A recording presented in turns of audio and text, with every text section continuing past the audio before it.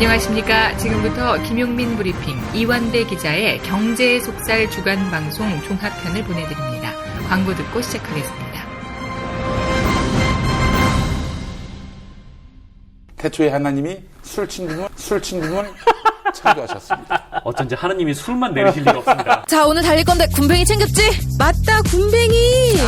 야, 내가 한 포 준다. 이거 귀한 거니까 갚아. 술친구 먹으면 술자리에서 완전 날아다니잖아. 음주 생활의 퀄리티가 달라진다니까. 술친구만 있으면 걱정 없어.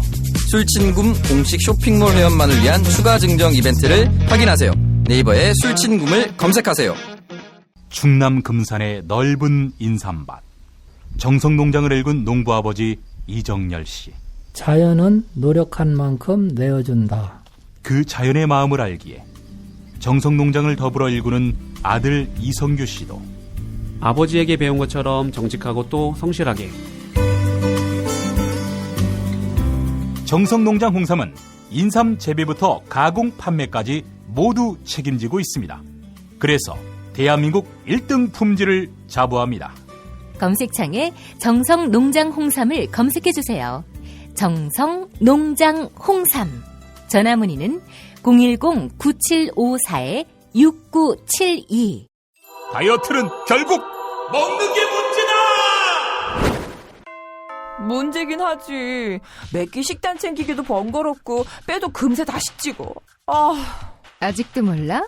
비타샵 다이어트를 해봐. 안 그래도 궁금했는데 어떻게 뺀 거야? 몇 개월 한 거야? 몸에는 안 나빠? 물어 뭐래. 비타샵 가봐. 같이 해. 1522-6648 혹은 비타샵을 검색해주세요. 안녕하세요. 전창걸입니다. 새싹 땅콩차의 전창걸몰에서는 엄선된 원료와 최고의 품질로 프리미엄 차문화를 선도하는 제임스 티스푼과 함께 로얄 캐모마일, 오렌지 레몬그라스, 히비스커스, 애플 시나몬 홍차, 루이보스 오렌지, 보이차, 제임스 티스푼 9종 특선을 비롯 제임스 알커피 핸드드립 원두커피 선물 세트까지 설맞이 런칭 기념 파격 특별 할인가 선물 세트를 준비했습니다. 소중한 분들에게 드리는 고마운 마음, 전창걸몰닷컴과 함께 하시죠. 전화문의 070-8635-1288 070-8635-1288. 사대강만 먹져라 때. 엄마, 이따가 독서실 갔다 올게. 현미 쌀국수 해줘. 여보, 우리 남도 여행 갔을 때 먹었던 나주곰탕 생각난다. 알았어. 내가 남도 먹거리 쇼핑몰에서 한 방에 해결하지. 남도 먹거리 쇼핑몰의 국민건강 프로젝트. 전통 방식 그대로 100% 한우 나주곰탕과 현미 쌀국수로 가족의 건강을 책임집니다. 남도 먹거리의 특판 4종 세트를 만나보세요. 다음 포털에서 남도 먹거리를 검색하시거나 주문 전화 1544-1669 1544-1669로 전화주세요.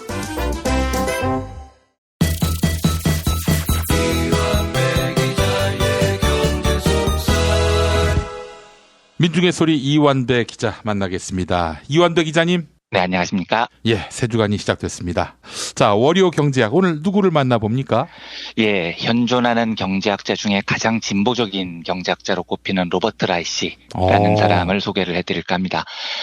로버트 라이시는 제가 과거에 이웃집 암소를 죽여주세요라는 우화를 말씀을 드리면서 한번 소개해드렸던 학자입니다. 예. 요즘으로는 유럽의 토마 피게티, 미국의 조지프 스티글리츠, 요 두 사람과 함께 진보 진영에서는 제일 주목하는 3강 경제학자 이렇게 보면 되겠습니다. 예. 오늘 소개해드릴 개념은 라이시의 책 제목이기도 한데요.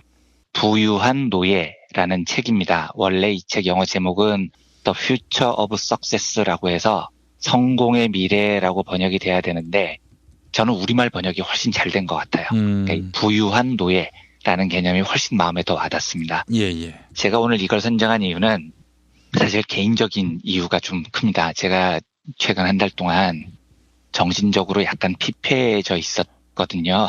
그러니까 제가 속해 있는 민중의 소리 회사 사정 때문에 12월부터 이제 책을 쓰기 시작했고요. 거의 막바지에 왔습니다. 벌써요? 네. 근데 요즘은 하여간 제 능력의 한계를 정말 절감하고 있어요. 책을 여러 번 썼지만 이번처럼 고통스러웠던 건 처음이었던 것 같아요. 마감이 1월 31일인데 촉박했고요.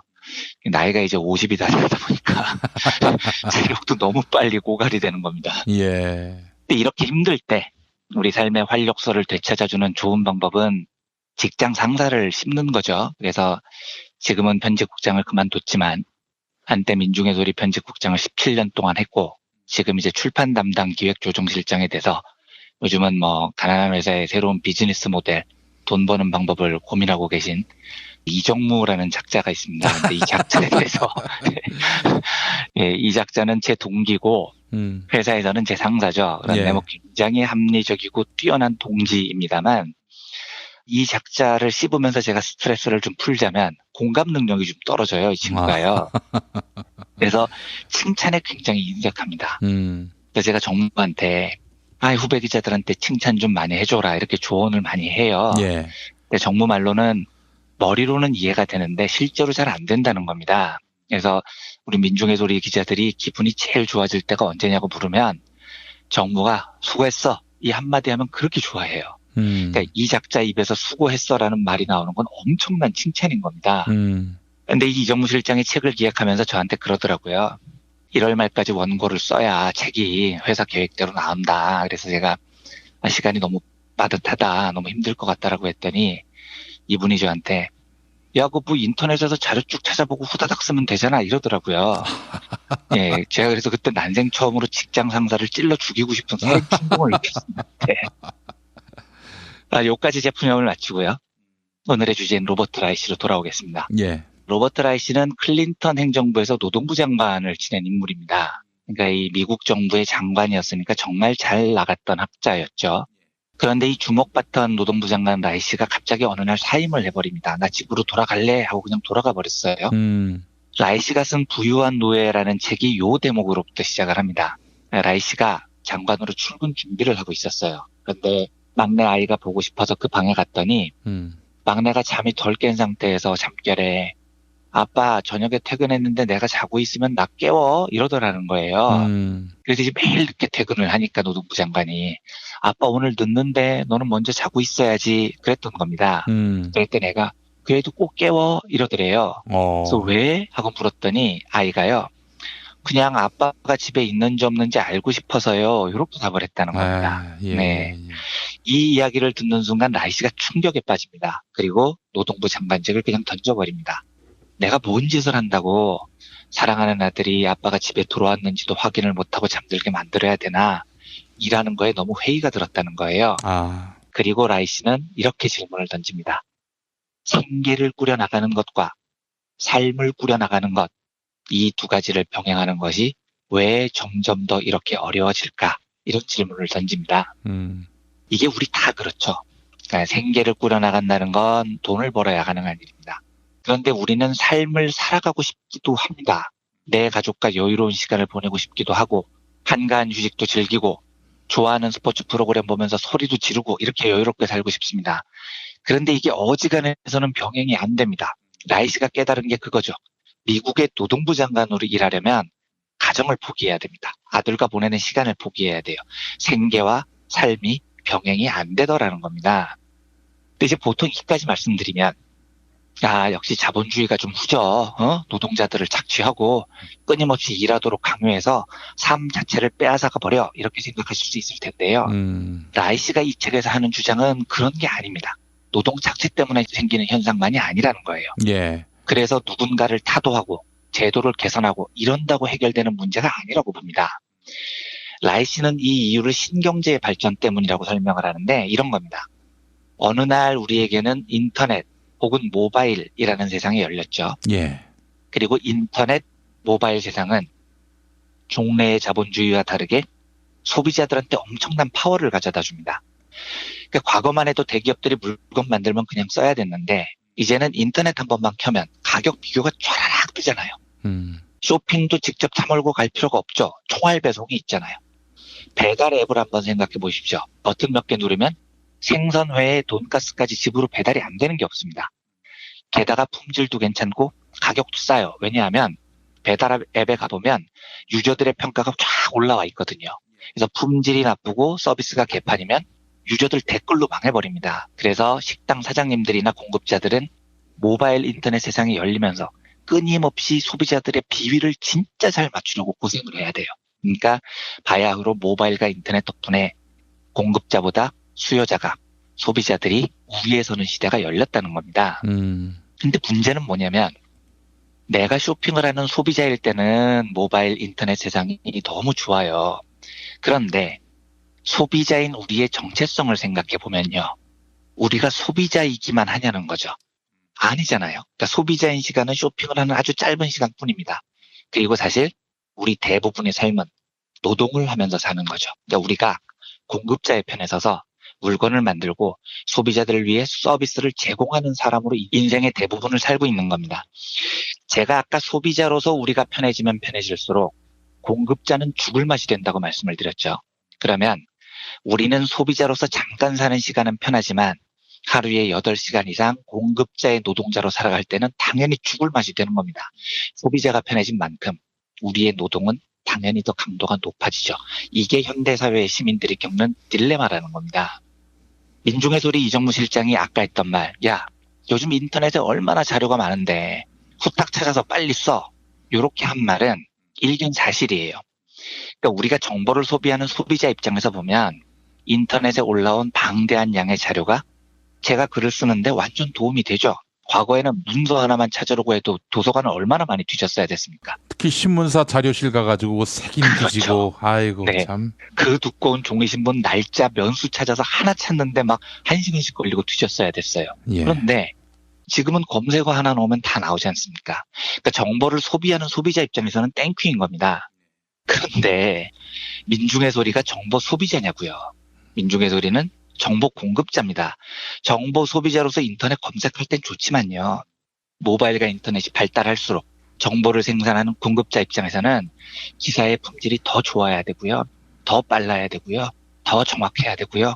더 공정해야 되고요. 더 양이 많아야 됩니다. 죽을 맛이 되는 거죠. 김용민 PD님 한번 생각해 보십시오. 과거에 비해서 방송 제작하기가 쉬워졌다고 생각하실 수도 있을 것 같아요. 인터넷 통해서 음성 파일, 동영상 파일 다 쉽게 얻을 수 있죠. 종이 신문도 한꺼번에 보는 무슨 프로그램이 있다면서요. 그래서 그 프로그램으로 쭉 조간을 다 볼 수 있다면서요. 그런데 정보 취득은 과거보다 말도 안 되게 쉬워졌는데 그 이후로 과거에 비해서 방송 만드는 시간이 더 줄어들었고 더 쉬워졌습니까? 노동 강도가 더 주나요? 그건 아니죠. 그렇죠. 그게 아니라는 겁니다. 왜냐하면 정보를 찾는 소비자로서는 찾기가 쉬워져서 좋은데 그렇게 좋아진 걸 모든 청취자들이 다 알고 있기 때문에 청취자에게 가공해서 들려드리라는 공급자 입장이 되면 인터넷에서 놔두는 정보보다도 훨씬 더 뛰어난 걸 만들어야 됩니다. 똑같은 거 들려드리면 누가 듣겠습니까? 그러니까 까다로워진 소비자를 만족시키기 위해서 김용민 PD님도 방송을 과거에 비해서 훨씬 더 잘 만들려고 하시는 겁니다. 그래서 더 막대한 노동이 들죠. 그러니까 결국 인터넷 모바일의 발달은 소비자의 권력을 세게 만들었지만 우리는 소비자인 동시에 노동자이기 때문에 노동 강도도 동시에 강하게 만들었다는 겁니다. 그래서 제가 이정무 실장에게 이런 이야기를 하고 싶어요. 야, 요즘 자료를 얻기는 쉬워졌어도 그 자료를 가공해서 사람들이 읽을 수 있게 만들려면 옛날에 비해서 노력이 100배는 더 들어간다. 이런 이야기를 하고 싶지만 이제 현실은 걔가 제 직장 상사이기 때문에 방송에서 뒷담화를 하는 것으로 마무리를 하겠습니다. 소비자로서 풍요롭지만 그것 때문에 노동자로서 더 심한 노동에 내몰리는 우리의 현실을 라이 씨는 부유한 노예라고 부르는 것 같습니다. 예. 그런데 라이 씨조차도 이 문제를 어떻게 해결을 해야 될지 잘 모르는 것 같아요. 그러니까 복지를 좀 강화하고 평등을 좀 강화하고 이런 식으로 풀자고 제안은 하는데 그런 어정쩡한 방식이 지금 제가 말씀드린 소비자와 공급자 두 존재의 교차로 발생하는 사회의 고도화 이 문제가 풀리지가 않죠. 그래서 라이 씨의 대안도 애매모호한 겁니다. 그래서 결국 라이 씨 같은 대경제학자조차도 내린 선택은 노동부 장관 때려치우고 가정으로 돌아가자 뭐 이런 이제 개인적인 결론으로 마무리가 됩니다. 다만 이제부터는 제 생각입니다만 저도 뭐 당연히 뚜렷한 해결책은 없지만요. 라이 씨가 던진 질문을 곱씹어볼 만하다고 생각을 합니다. 라이 씨가 이렇게 이야기를 해요. 우리는 어쩌면 맹목적으로 이 새로운 시대를 향해 돌진하고 있다. 그런데 우리가 과연 그걸 원하기는 했나? 그게 문제다. 이렇게 적습니다. 우리 스스로 한번 물어보자는 겁니다. 이렇게 바쁘게 사는 걸 우리가 원하기는 했냐고요. 쇼핑을 편하게 하는 대신에 죽어라고 일을 하는 세상을 우리가 원했나요? 이런 질문을 일단 던져보자는 겁니다. 이 질문이 왜 중요하냐면 저는 별로 원하지 않았어요. 생각해보니까요. 예. 저는 총알 배송 좀 천천히 와도 괜찮고요. 대신 좀 다 함께 천천히 여유 있게 살고 싶습니다.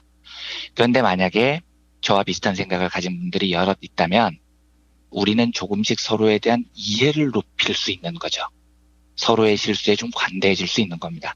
상대의 처지를 이해하게 되는 거죠. 그러니까 상대방의 입장에 설 수 있게 됩니다. 배송을 시켰는데 하루 늦게 왔어요. 배송하시는 분께 막 화를 냅니다. 죽을래? 왜 배송을 하루나 늦게 해? 그게 권리긴 하지만 이때 우리가 여유가 좀 있으면 반대로 생각을 해보면 내일 아침이 되면 내가 노동자가 돼서 그 일을 해야 되는 겁니다. 그리고 내가 하루 늦었을 때 상대가 야 죽을래 뭐 이랬다고 생각을 해보세요. 얼마나 서럽겠습니까? 그러니까 우리가 서로 이런 질문을 던질 수 있게 되면 상대의 실수는 내일 내가 당할지도 모르는 처지가 되죠. 그래서 우리가 꼭 이런 삶을 원하지 않았다고 믿는다면 서로에 대한 이해심을 높일 수 있습니다. 입장을 바꿔놓고 생각할 수 있게 되는 거죠. 예. 제가 과거에 생시몽의 산업사회를 말씀드리면서 우리 모두 다 연결돼서 살고 있으니까요. 상대방이 해주는 것에 대해서 좀 고마워하고 살자 뭐 이런 말씀을 드린 적이 있는데 그런 겁니다. 우린 오늘 소비자지만 내일 노동자예요. 그러면 상대에 대한 이해심이 더 높아집니다. 제가 최근 마감이 다가오면서 정신적으로 좀 몰려서 이 이야기를 이정무 실장한테 들려드리고 싶었어요. 제가 31일까지 원고를 넘기기로 했는데 예. 못 넘기더라도 입장을 바꿔놓고 생각해보자. 그리고 서로가 좀 여유롭고 관대한 마음을 가지자.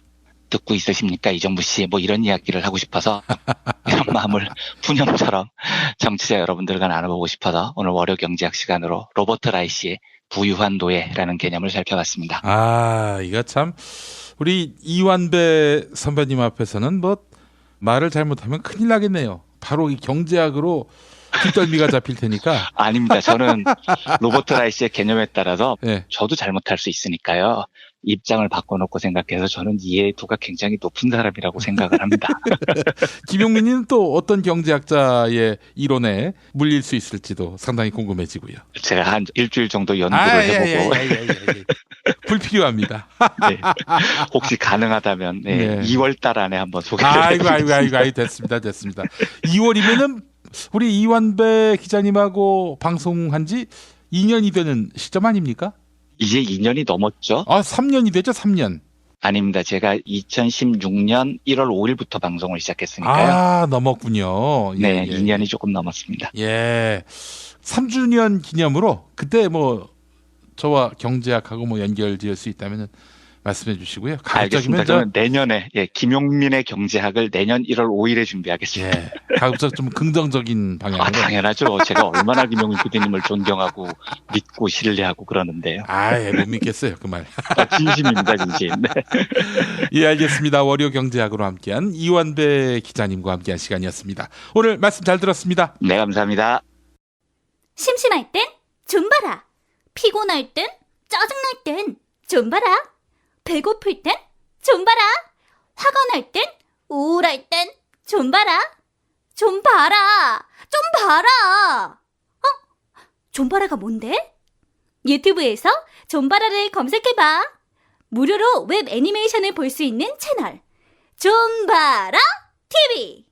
소래 좌우지장지지지 이정현입니다. 중상 설날이 명절 선물 가성비 최고 고르시나요? 바보 멸치 선물 세트 추천합니다. 부담없는 가격대와 모두가 좋아하는 멸치와 김, 국물팩 등 알차게 구성했습니다. 명절 선물 결제하기 어렵다면 고민하지 말고 바보 멸치 선물 세트 가자. 검색창에 바보 멸치를 입력하시거나 02-587-3599 02-587-3599로 전화주세요. 좀 봐주시오. 생활인을 위한 꿀팁. 집 두 채에 월 10,000원 화재보험 카페. 화재 배상, 심지어 도난 피해까지. 여기에 더해 가전제품 고장 수리비까지. 우와, 우리 집 말고 부모님 집까지 두 집에 월 10,000원이라고요? 식당, 노래방, 임용실 같은 상가와 숙박업소, 사무실, 공장, 창고, 목조주택까지 모든 업종의 화재보험과 배상 책임보험도 상담해드립니다. 02849-9730 연중무휴라 언제든 02849-9730. 최저임금, 꼼수, 불법. 신고하세요. 최저임금 올랐다는데 내 월급만 안 올랐네. 신고하세요. 민중당 최저임금 119 운동본부. 상여금을 기본급에 포함시킨다고? 신고하세요. 민중당 최저임금 119 운동본부. 근로시간 줄이기, 식대 기본급에 끼워 넣기. 신고하세요. 070-5118-2119. 카카오톡 검색창에 최저임금 119 운동본부를 검색하세요. 최저임금 지키는 민중당. 이제 화요일 방송분 함께 하시겠습니다.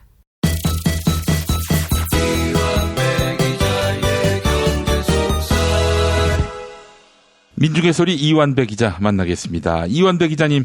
네, 안녕하십니까? 예, 오늘 어떤 얘기 해볼까요?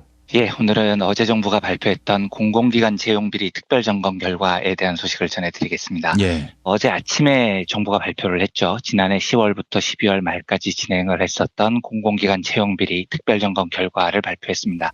결과를 보면요. 1190개 기관하고 단체를 조사를 했는데 이 중에 946곳에서 4788건의 지적사항이 적발됐다고 합니다. 1190개 기관 중에 946곳에서 문제가 있었다면 이건 거의 모든 공공기관이나 단체에서 이런 일이 벌어지고 있다는 겁니다. 예. 정부는 이 중에서 부정청탁, 지시, 서류 조작, 이렇게 채용 비리 혐의에 해당되는 거요. 예. 109건을 잡아서 사정당국에 수사를 의뢰하기로 했다고 해요. 그리고 255건은 징계, 문책을 요구하기로 했다고 합니다. 수사 의뢰를 받거나 아니면 징계 대상이 되는 임직원 189명이 즉시 업무에서 배제됐고요. 그리고 이제 앞으로 검찰에 기소될 경우에는 바로 퇴출을 시키겠다고 합니다. 그리고 8명의 현직 기관장은 수사 의뢰된 그 자체만으로 즉시 해임을 해버렸습니다. 문재인 대통령이 직접 전수조사를 하라고 할 만했다라는 느낌이 들 만큼 공기업, 공공기관 이쪽의 채용 비리가 지난 정부에서 광범위하게 퍼져 있었다는 이야기죠. 예. 제가 이 뉴스를 보고 여러 생각이 들었는데요. 우선 김용민 PD님께서도 토요 스페셜에서 말씀해 주셨지만 박근혜 최순실 게이트는 사실 이화여대 학생들의 투쟁으로부터 시작이 됐습니다. 그만큼 우리 젊은 세대들이 불공정하다는 것에 대해서 굉장히 예민하게 생각하고 있다는 뜻이죠. 그리고 이건 너무 당연한 겁니다. 그런데 우리 청년들이 느끼는 그 불공정함이 진실에 기반하고 있다는 게 드러나는 거죠. 우리 사회에서 기득권층들의 커넥션에 의해서 불공정한 채용 혜택을 주고받는 일이 만연해 있었다는 겁니다. 예. 그런 면에서 이번 정부의 조사와 관련자들을 문책하는 일은 반드시 필요하고요. 엄정하게 진행돼야 할 것으로 믿습니다. 참수하면 안 됩니까? 그것까지는 저는 원래 사형 반대론자라서요. 예. 사형 반대론자입니다. 농담입니다. 농담. 네. 예. 근데 제가 이 일을 보면서 좀 걱정이 되는 게 하나 있습니다. 그리고 이제 특정 직책에 계신 분들, 특히 현 정부에 참여하고 계시거나 현 정부가 출범하는데 도움을 주신 분들에게는 만약에 그분들이 방송을 들으신다면 꼭 간곡하게 부탁을 드리고 싶은 일이 하나 있습니다. 당부를 드리기 전에 부정부패와 관련된 경제학 이론을 하나 소개를 해드릴까 합니다. 예. 제가 가끔 방송을 통해서 소개해드린 적이 있는 아주 젊고 재기발랄한 행동경제학자 댄 에리얼리라는 사람이 있습니다. 그런데 이 에리얼리가 거짓말하는 착한 사람들이라는 책을 펴낸 적이 있어요. 예. 근데 제 개인적으로 범죄나 부정부패에 관한 경제학 이론 중에 굉장히 뛰어난 성찰이 담겨 있습니다. 댄 에리얼리의 주장을 미리 요약을 드리면은요. 첫째, 부정부패는 나쁜 놈들만 저지르는 게 아닙니다. 둘째, 부정부패는 남을 돕는 부정부패일 때 죄책감이 훨씬 덜어지기 때문에 더 만연해집니다. 셋째, 이게 굉장히 중요한데요. 예. 부정부패는 전염됩니다. 그러니까 한 놈이 부정부패하면 그 한 놈의 부정으로 끝나지 않고요. 이웃으로 급속도로 확산이 됩니다. 전염병 같은 성격이 있다는 거죠. 에리얼리가 여러 실험을 통해 밝힌 사실 중에 첫 번째 중요한 근거는 어떤 거냐면 사람들한테 부정행위를 할 수 있는 여러 상황을 조성한 다음에 부정행위를 저지르는 사람들의 성향을 분석해 봅니다. 근데 의외로요. 부정을 저지르는 사람들 중에 착한 사람들이 굉장히 많습니다. 그리고 이 사람들은 범죄를 저지를 때 가책도 느껴요. 그리고 내가 범죄를 저지르지만 내가 그렇게까지 도덕적으로 나쁜 사람이 아니야 라는 걸 자꾸 스스로에게 설득을 하려고 합니다. 물론 이제 죄책감도 없이 나쁜 짓을 저지르는 놈도 있죠. 정유라, 최순실, 박근혜 같은 애들도 있습니다. 그런데 일반적으로 보면 여러 실험을 통해서 부정행위를 하는 사람들 통계를 내보면 나쁜 짓을 하는 사람들 대부분은 평범하거나 도덕적 관념이 강한 사람들이에요. 그런데 이런 사람들에게는 이중성이 있습니다. 부정행위를 해서 내가 조금 빨리 이익을 챙기고 싶은 이기적인 마음도 누구에게나 있습니다. 그런데 그래도 내가 도덕적으로 살아야지. 저런 부정행위를 할 수는 없지. 라고 제어하는 마음도 있어요. 섞여 있는 거죠, 이게. 그러니까 우리 스스로를 생각해보면 대부분 금방 이해가 되실 겁니다. 우리가 그렇게 살죠. 우리 솔직히 어떨 때는 무단횡단도 하고 싶잖아요. 그리고 실제로 할 때도 있습니다. 조금 더 빨리 가고 싶은 이기적인 마음 때문에 무단횡단을 하는 거죠.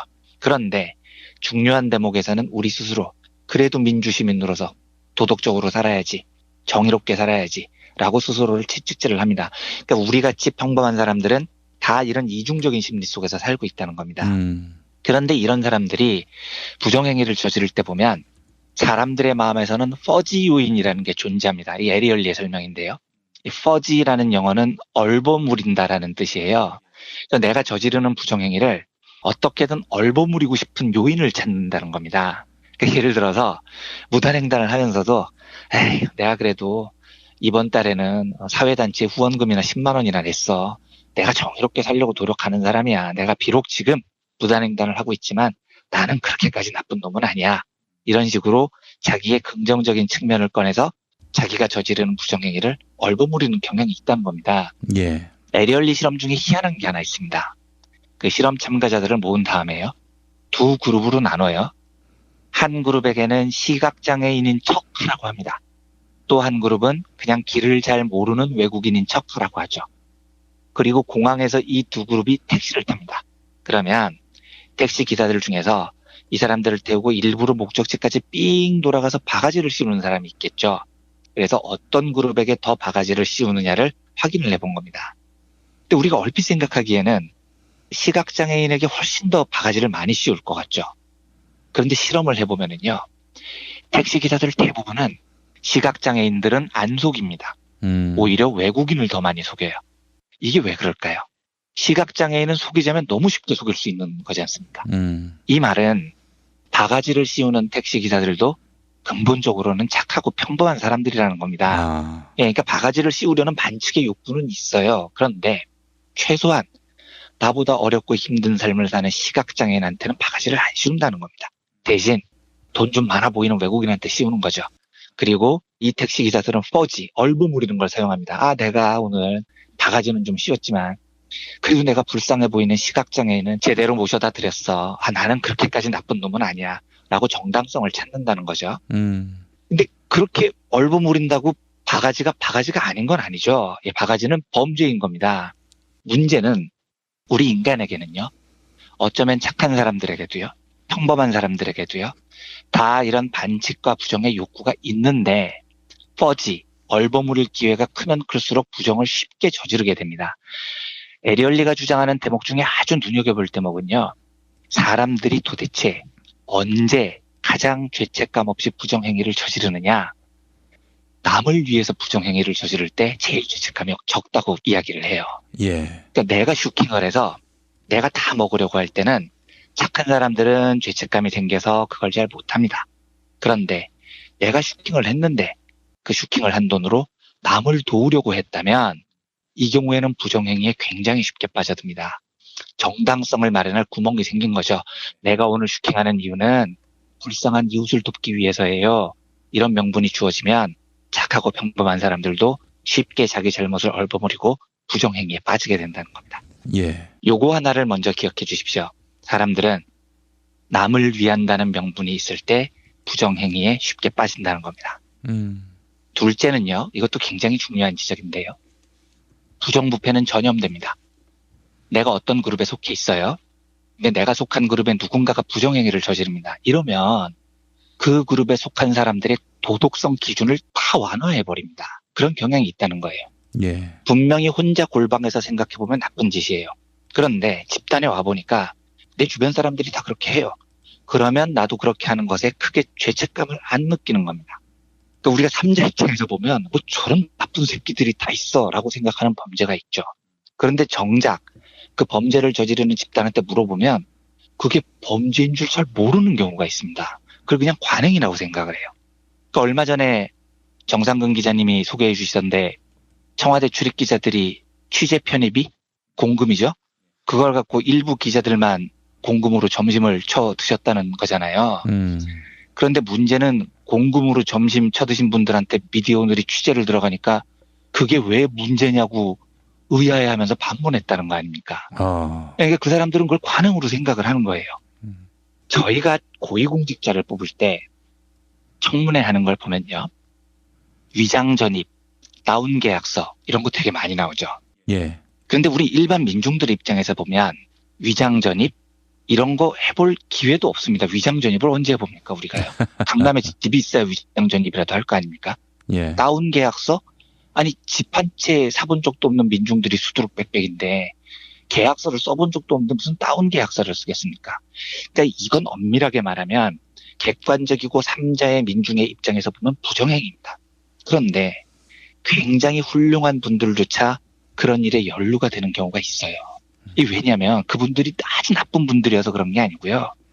교수거나 고위공직자거나 이런 그룹 안에서 살고 있는데 그 그룹 안에서 누군가가 그런 일을 쉽게 해버리면요. 그게 전염이 됩니다. 그리고 관행이 돼버리기 때문입니다. 댄 에리얼리는 이걸 깨진 유리창 이론이라는 심리학 이론을 이용해서 설명을 합니다. 예. 이 깨진 유리창 이론은 스탠퍼드 대학교 심리학 교수였던 필립 짐바르도라는 사람의 실험에 기반을 한 건데요. 짐바르도 교수가 사람들이 많이 다니는 거리에 차를 한 대 던져놓습니다. 근데 이 차는 번호판도 없어요. 유리창이 깨진 차입니다. 아주 허접한 차를 한 대 놔둔 거죠. 이래놓고 관찰을 합니다. 그랬더니 이 허접한 차를 본 사람들이 와서 부품을 훔쳐가는 겁니다. 배터리도 훔쳐가고 타이어도 훔쳐가고 다 훔쳐가요. 그리고 나중에 더 훔쳐갈 게 없어지니까 와서 툭툭 건드리고 그래서 결국은 나중에 차를 박살을 내버립니다. 그러니까 차 하나도 유리창 깨진 상태에서 방치해 놓으면 이게 오히려 범죄를 유발시킨다는 겁니다. 왜냐?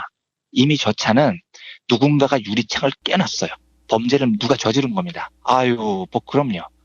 내가 타이어 하나 훔쳐가도 뭐 큰 범죄가 되겠어? 그래서 타이어를 가져갑니다. 타이어가 없어요. 그럼 그 다음 사람은요. 아유, 누가 타이어 훔쳐갔네. 그럼 내가 내비게이션 훔쳐가는 게 뭐 큰 죄가 되겠어. 내비게이션을 떼갑니다. 이런 식으로 범죄 심리가 확산이 됩니다.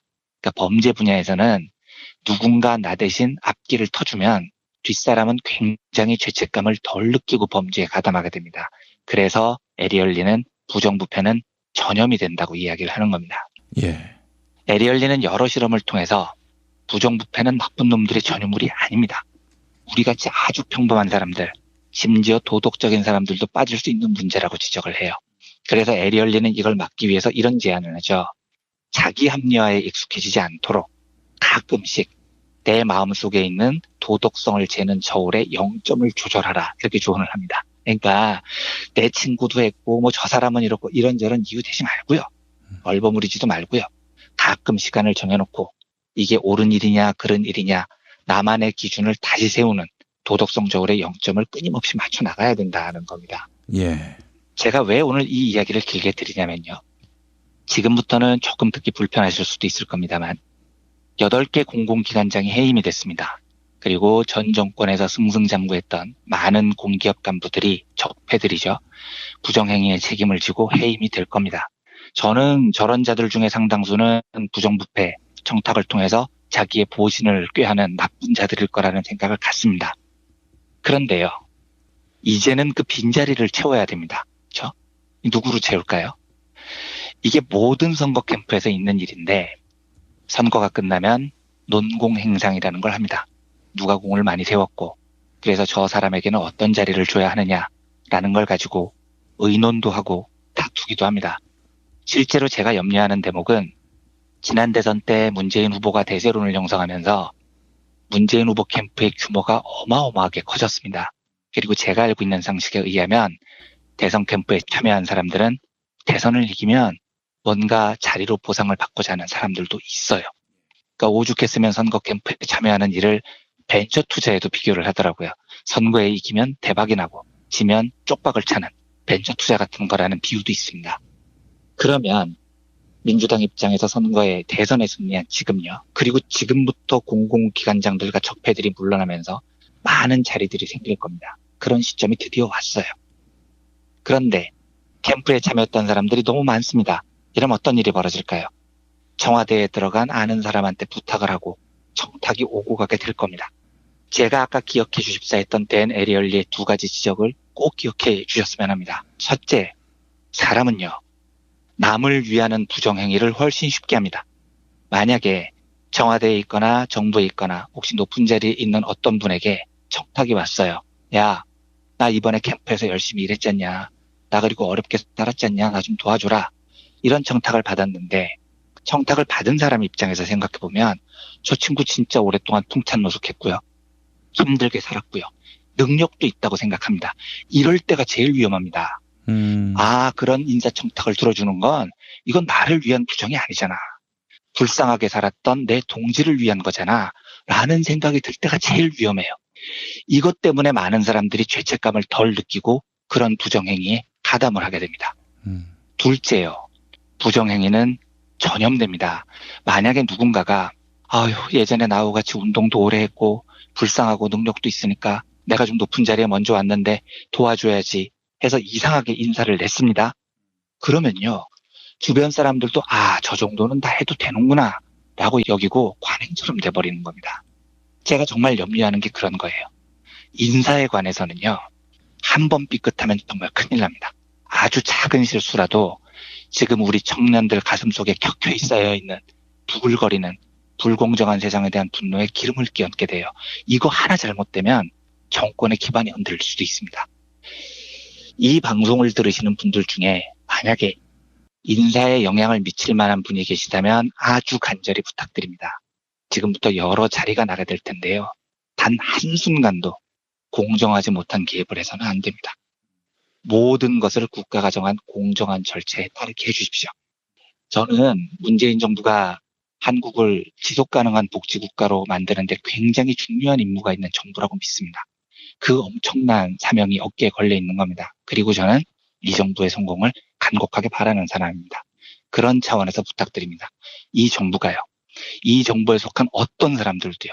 부정인사 청탁과는 영원히 단절하는 그런 정부가 되기를 소망합니다. 그래서 국민들의 신뢰를 단단히 얻고 지속가능한 복지국가의 길을 잘 열어나갔으면 좋겠습니다. 그런 소망을 담아서요. 오늘은 댄 에리얼리의 부정부패에 관한 이론을 소개해드렸습니다. 예. 아이고 그렇군요. 뭐 내가 가는 게 아니라 남 잘되라고 이렇게 천거하는 것. 이거는 위험하네요. 네, 유혹이 너무 심합니다. 절대 해서는 안 됩니다. 예, 알겠습니다. 나는 아니겠지 이렇게 생각하는 분들 아닐 수도 있습니다. 네, 마음에 꼭 긴장감을 갖춰주셔야 이 정부를 성공으로 이끌 수 있다는 사명감에 맞는 행동이 될 거라는 부탁을 드리고 싶습니다. 예, 알겠습니다.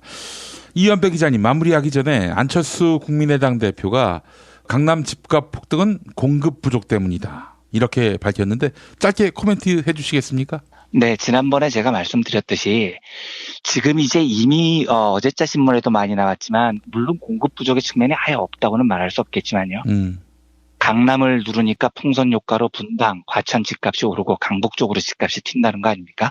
그렇다면 이 말은 공급 부족 측면보다는 투기꾼들의 영향이 훨씬 더 크다는 거죠. 투기꾼들은 결국 강남이 아니면은 과천이든 분당이든 강북이든 다주택으로 굴려가면서 투기를 하고 싶은 사람들입니다. 그런데 제일 유망했던 강남을 누르니까 다른 쪽으로 흩어지는 거죠.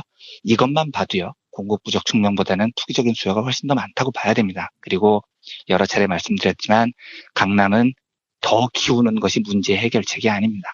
그렇기 때문에 공급을 늘린다라는 안철수 대표의 주장은 조금도 저는 동의를 할 수가 없습니다. 예.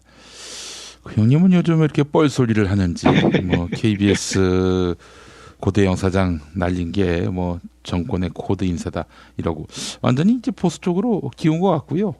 지금 호남을 기반으로 한 의원들하고 처절한 그런 결별을 하는 이유도 영남의 환심을 사기 위한 지역주의 정치에 기대겠다. 진보와 보수로 편가름되어 있는 이런 상황을 기반으로 정치적 수를 쓰겠다.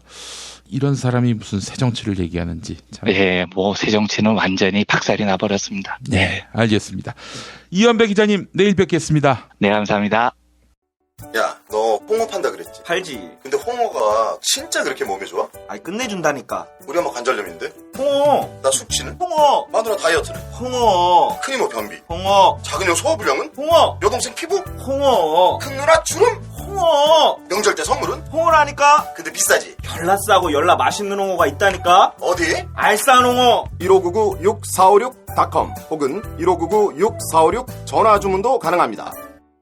골반 잡자 바로 잡자 바디로직, 허리 통증 바로 잡자 바디로직, 몸매 교정 바로 잡자 바디로직, 자세가 좋아지는 골반 교정 타이즈 바디로직. 검색창에 골반 교정 바디로직. 삐딱한 남성 골반 허리에도 역시 바디로직입니다. 바디로직의 효과를 못 느끼셨다면 100% 환불해드립니다. 자세한 환불 조건은 홈페이지를 참조하세요. 팟캐스트가 업어키운 미궁 대장사랑입니다. 올 설날은 유독 기대되는 설날입니다. 늦어도 설날까지는 그분께서 504호에 꼭 입장하시길 바라는 간절한 염원을 담아 미궁 대장사랑에서 2만원만 구매하셔도 총 4,000개의 선물을 쏴드립니다. 그분께 반드시 빅동의 추억을 헌정하겠다는 순결한 집념, 설날 504호 4,000개 헌정 프로젝트, 지금 미궁 대장사랑에서 확인해주세요. 엄마가 어떻게 나한테 이럴 수 있어? 무슨 소리야? 엄마가 내 엄마가 아니라 내 친구 같대. 너도 뉴트리션 닥터스 콜라겐을 먹어. 뉴트리션 닥터스 콜라겐? 뉴트리션 닥터스 콜라겐은 체내 흡수가 잘 되는 저분자 PC 콜라겐이거든. 내가 아직도 네 엄마로 보이니? 뉴트리션 닥터스는 약국식품 전문기업입니다. 문의전화 1688-5807, 1688-5807. 이제 수요일 방송분 함께 하시겠습니다.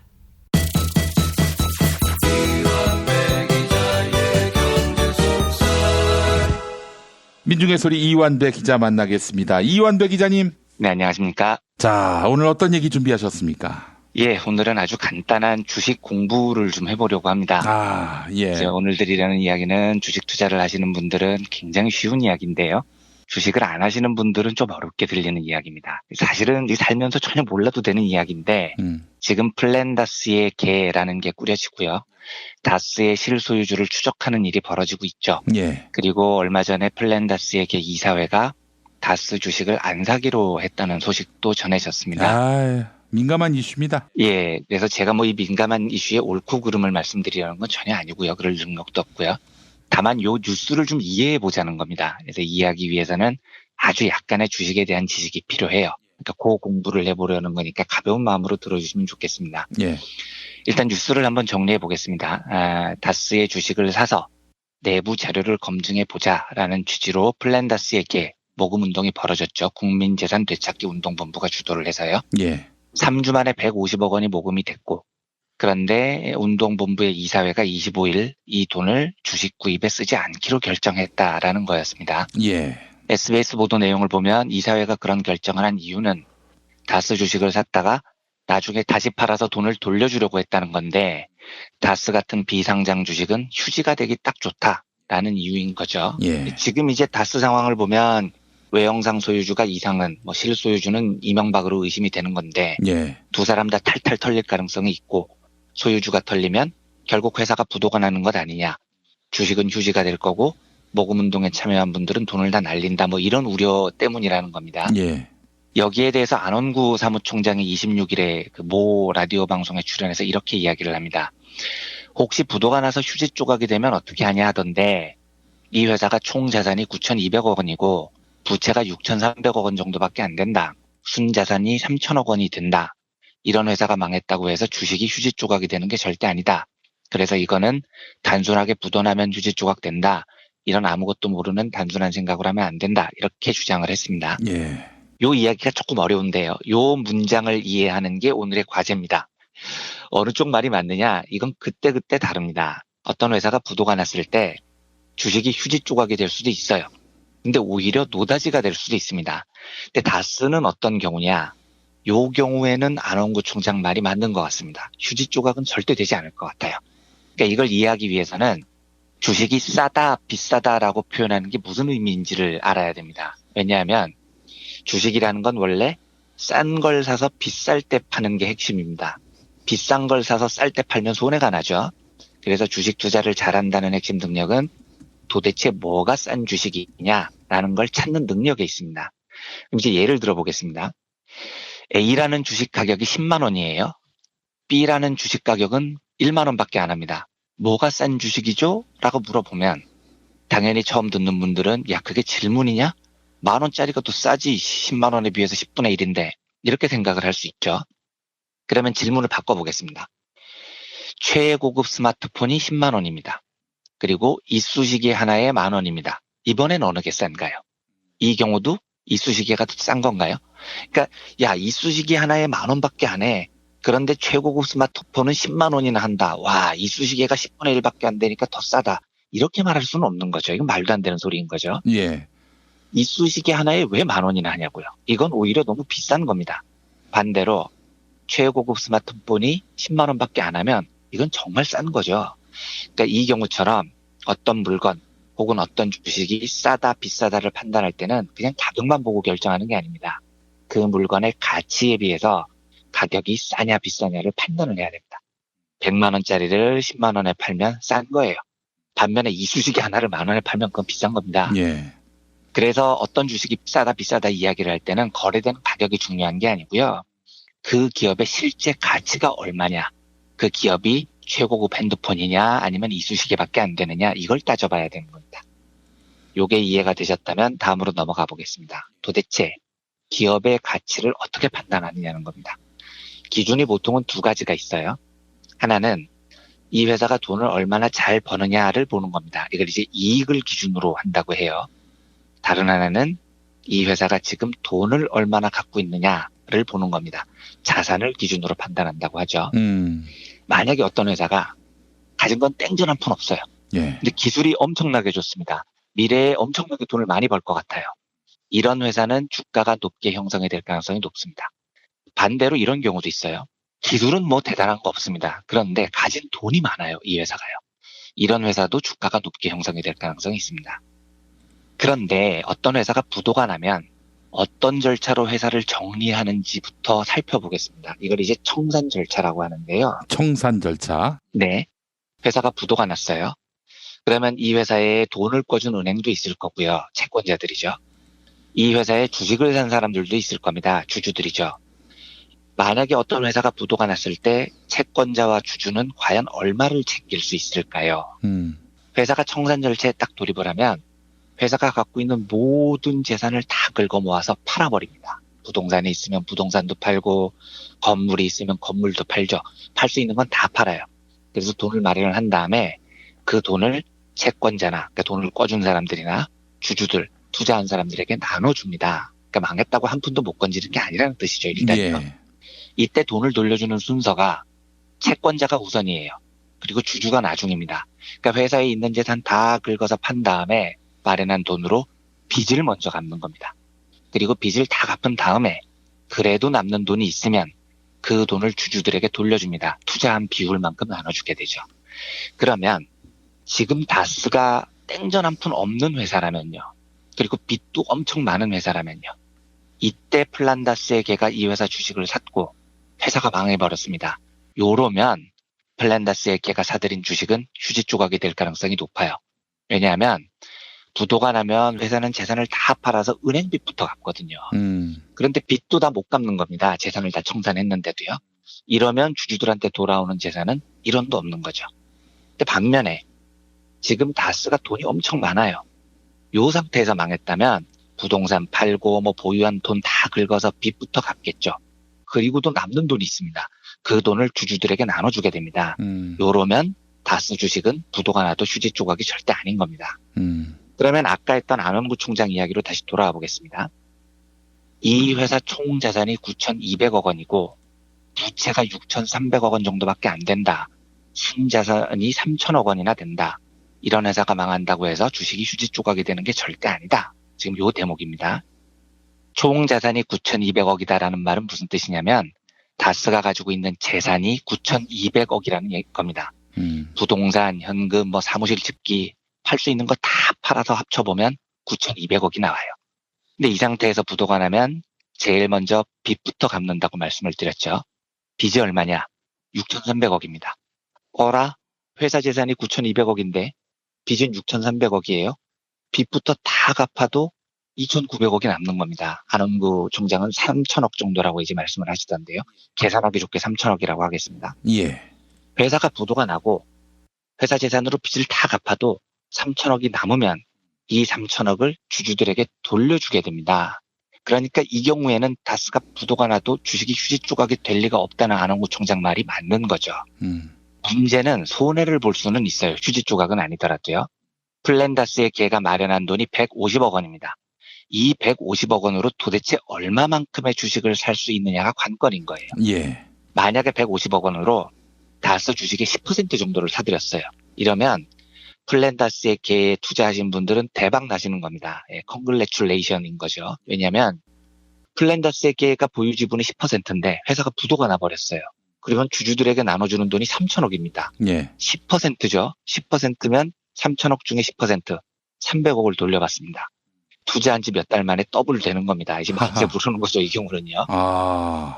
반면에 플랜다스의 계에서 모은 돈 150억으로 다스 전체 주식의 5%만 샀습니다. 이러면 본전이에요. 부도가 나고 주주들에게 나눠주는 돈이 3,000억인데 이 중 5%가 150억이니까요. 그러니까 이제 150억 넣고 150억 돌려받는 겁니다. 예, 아무 뭐 손실 이득이 없는 거죠.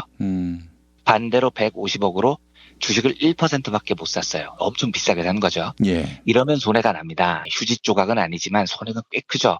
주주들의 목 3,000억 중에 1%는 30억밖에 안 되니까요. 150억 투자하고 30억밖에 못 돌려받으니 손실이 꽤 큽니다. 지금 만약에 이 사회가 다스가 부도나면 주식이 휴지 조각이 된다라는 우려 때문에 안 사기로 했다면 그건 논리적으로 좀 잘못됐다는 뜻입니다. 중요한 건 부도가 나느냐 안 나느냐가 아니고요. 150억으로 몇 %를 살 수 있느냐를 따져봐야 돼요. 그리고 얼마나 싸게 살 수 있느냐를 고민을 해봐야 되는 겁니다. 예. 만약에 흥정을 잘해서 150억으로 10% 살 수 있다면 투자 차원에서도 무조건 사야죠. 이런 경우라면 쥐를 잡는다는 취지 외에 돈 벌기 위해서도 무조건 사야 되는 겁니다. 근데 이게 비상장 주식이어서 수익을 기대할 수는 없다. 이런 지적도 있던데요. 네, 이제 그 이야기를 드려보겠습니다. 예. 실제로 지금 플랜다스의 계의 목적은 뭐였냐면 150억 원으로 다스 주식 3% 이상을 매입하는 거였습니다. 그러니까 최악의 경우가 3% 매입을 전제로 했었던 거예요. 예. 만약에 150억으로 3%를 매입을 한다면 다스가 부도가 났을 때 돌려받을 수 있는 돈은 3,000억에 3%면 90억이죠. 이러면 손해가 나요. 150억 투자해서 90억을 돌려받으니까요. 그런데 흥정을 잘해서 5%만 살 수 있다면 아까 말씀드렸듯이 손실은 전혀 없습니다. 만약에 흥정을 잘해서 한 10% 살 수 있다면 봉 잡는 거죠. 예. 제가 만약에 돈만 알고 있는 월가 투자자라면 10%만 살 수 있다면 주식 사고 다스를 고의로 부도를 내버리겠어요. 그렇게 전 주장을 하겠습니다. 돈만 아는 사람이라면은요. 왜냐하면 아니 다스 사업해봐야 앞으로 잘할 것 같지도 않고 괜히 돈 쓰지 말고 부도 내버리자. 그리고 빚 다 갚고 3,000억 나눠 가지자. 저는 이렇게 주장을 할 것 같습니다. 예. 실제로 월가 애들이 이런 짓을 많이 합니다. 이러면 150억 투자하고 몇 달 만에 300억을 벌 수 있는 거죠. 그러니까 자꾸 말씀드리는 문제의 핵심은 부도 난다고 휴지 조각이 된다는 게 아니라는 겁니다. 예. 그러면 문제는 지금 150억으로 다스 주식을 얼마를 살 수 있느냐는 겁니다. 지금 다스 주식을 보유하고 있는 사람은 이상은 씨가 47.26%를 가지고 있고요. 예. 이명박의 처남 김재정 씨의 부인 권영미 씨가 23.60%를 가지고 있고요. 이제 3대 주주가 기획재정부입니다. 20% 가까이 가지고 있어요. 이거는 이제 김재정 씨가 상속세를 주식으로 냈기 때문에 기획재정부가 이렇게 많이 가지고 있는 겁니다. 캠코라고 하죠? 네, 그렇죠. 지금 캠코가 이 주식을 팔려고 내놓고 있죠. 기획재정부의 주식을 받아서요. 예, 예. 그리고 청계재단이 5%. 김창대, 이 사람은 뭐 이명박의 고교 동창이죠. 이 사람이 한 4%. 이렇게 들고 있어서 100%입니다. 이 중에 캠코, 그러니까 기획재정부가 들고 있는 주식 말고 다른 사람들은 절대로 주식을 팔 리가 없는 사람들이죠. 플랜다스의 걔한테요. 예. 예, 자기를 죽이려고 하는 사람한테 왜 팔겠습니까?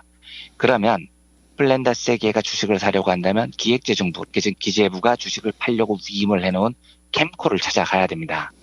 현재 캠코가 이 주식을 팔려고 내놨어요. 그래서 내놓은 가격을 보면 150억으로 살 수 있는 주식은 한 3.4% 됩니다. 만약에 요 가격대로 사서 3.4%를 얻고 다스가 부도가 난다면 손실이 생기죠. 150억 투자해서 한 100억 건지는 거니까요. 이게 이제 최악의 경우에 이런 손실이 생긴다는 겁니다. 그렇다면 지금 플랜다스에게 할 수 있는 가장 좋은 방법은 주주들에게 물어보는 겁니다. 우리가 150억 투자했는데 최악의 경우에 회사가 부도가 나면 휴지 조각이 된다 이러면 안 되고요. 최악의 경우에 우리가 한 100억을 건진다. 50억이 손해가 난다. 그래도 괜찮으시냐? 라고 물어보는 게 저는 일단 원칙적인 것 같아요. 예. 그 다음에 이럴 수도 있죠. 지금 캠코가 다스 주식을 팔려고 오래전부터 내놨거든요. 그런데 가격이 계속 떨어지고 있습니다. 왜냐하면 사려는 사람이 없어요. 그 주식을 누가 사겠습니까? 네. 그러면 이사회 입장에서는 좀 더 기다려보는 건 어떨까라고 제안할 수도 있을 것 같아요. 왜냐하면 캠코도 그 주식을 팔 기회가 이번밖에 없습니다. 그걸 누가 사겠어요? 그러니까 좀 기다리면서 가격을 흥정해서 낮춰 팔도록 유도할 수도 있겠죠. 안원구청장의 생각이 바로 그겁니다. 네.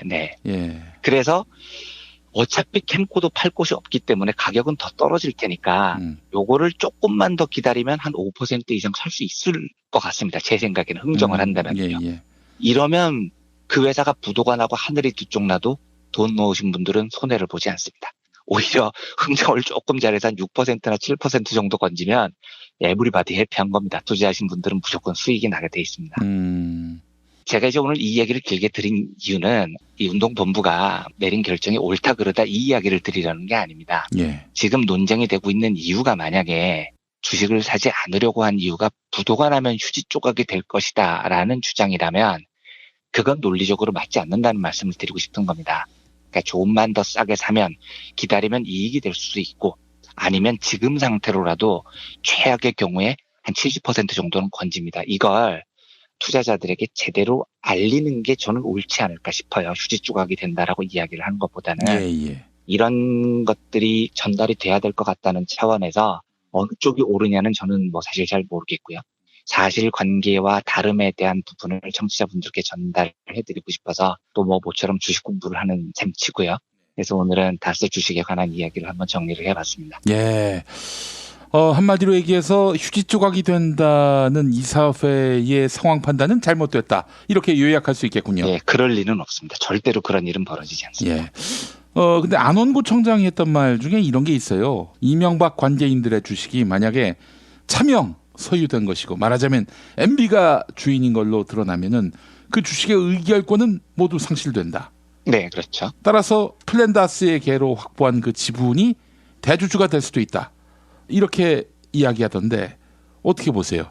최대 주주까지는 모르겠고요. 예, 그 상당한 규모의 대주주가 될 수는 있을 것 같습니다. 그러니까 기획재정부는 지금 이거는 주식을 물납으로 받은 거기 때문에 기획재정부가 주주다라고 말할 수는 없는 것이고 그렇다면은 그 나머지 지분은 다 이명박 관계인들의 지분, 차명 소유로 의심되는 지분인데 그러면은 플랜다스에게가 대주주가 되는 것 아니냐? 아마 그 논쟁에서 핵심은 권영미 씨 지분일 거예요. 왜냐하면 권영미 씨는 상속세를 냈지 않습니까? 예. 그렇기 때문에 상속세를 낸 23.6% 남은 것까지 사실은 실소유주가 이명박이다라고 하면 예. 안 총장님 말씀대로 3%로도 최대 주주가 될 수 있을 것 같고요. 권영미 씨가 상속세를 냈다는 건 이건 내 재산이다라고 생각을 하는 시그널일 수도 있어서 다른 것들은 전부 다 이명박 차명 재산이고 실권이 되더라도 권영미 씨만큼은 이게 내 재산이라고 주장을 한다면 2대 주주 정도는 될 수 있겠죠. 근데 권영미 씨가 냈다는 물납했다는 그 세금도 실은 그거를 물납할 이유가 없고 진짜 자기가 이익을 우선시한다면은 그렇게 할 여지는 전혀 없고 도리어 이번에 그 물납 자체는 MB에게 최대 이익이 될 수 있는 그런. 저도 그럴 가능성이 높다고 봅니다. 근데 이제 여기까지 들어가면 너무 복잡해지고 이미 그 다스베이에 대해서도 많이 설명을 해주셨으니까 생략을 할 텐데 예. 안원구 총장님이 3%로 최대 주주가 될 수 있다고 드린 이야기는 가능성이 아예 없는 이야기는 아닙니다. 대신 이제 조금 복잡한 상황들을 좀 더 체크를 해봐야 되는 일이긴 하죠. 알겠습니다. 오늘 모처럼 귀에 쏙쏙 들어오는, 전에도 귀에 쏙쏙 들어왔습니다만 오늘은 특히 더 귀에 쏙쏙 들어오는 말씀이었습니다. 네, 민중의 소리 이완배 기자와 함께했습니다. 고생하셨습니다. 네, 감사합니다. 안녕하세요. 사과나무 인슈 대표 박재현입니다. 타인의 과도한 권유로 시작된 보험의 적폐, 중복가입, 그만둔 설계사, 계속 오르는 보험료. 이제는 내 스스로 청산할 때입니다. 정직한 사람들이 만드는 바른보험 사과나무 인슈는 검증된 통계를 바탕으로 한 알파고급 보장 분석을 통해 보험 불만 제로에 도전합니다. 내게 맞는 보험을 직접 리모델링하세요. 1877-6604 바른보험 사과나무 인슈. 스페이드 퀴즈입니다. 돌잔치, 칠순잔치, 가게홍보, 체육대회, 창사기념일. 정답! 기념품! 문제를 끝까지 들으셔야죠. 이럴 때 사용하는 판촉물이나 기념품, 답례품, 단체 선물 등을 취급하는 전문업체로서 국민을 위해 제대로 일하는 언론과 정당의 후원을 하는 판촉물 전문업체는 어디일까요? 정답! 네피알! 네? 어디라고요? 네피알! 네, 정답입니다. 판촉물이나 단체 선물이 필요할 때 이왕이면 우리 편 회사 네피아를 찾아주세요. 인터넷 검색창에 네피아를 치시거나 032-519-4800으로 전화주시면 친절하게 상담해드립니다. 그런데 상품은 뭔가요? 네피아를 가서 고르세요. 3만 가지가 넘는 물품이 있어요. 한글도 남보다 빨리 깨치고 참 똑똑했는데 갈수록 실력이 뒤처지는 것 같아 걱정이에요. 혹시 초등학교 교과서 본 적 있어요? 어려운 어휘가 너무 많아요. 학교에서는 어휘 개념을 하나하나 설명해줄 시간이 정말 부족하잖아요. 그럼 어떡하죠? 내 아이의 어휘만큼은 내가 책임져야죠. 어휘 공부의 정성. 초등어휘 3천, 초등어휘 5천. 검색창에 초등어휘 3천을 쳐보세요.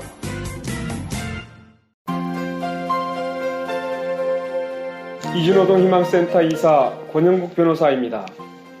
이주노동 희망센터는 동남아시아 저개발 국가의 이주노동자들과 함께하고 있습니다.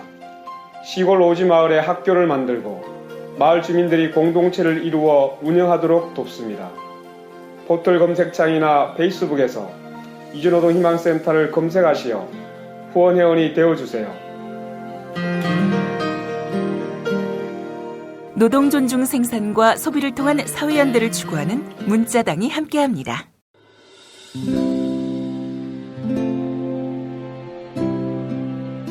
그러니까 목사님은 우리 남북 관계에 있어서도 큰 정기를 마련해 주셨습니다.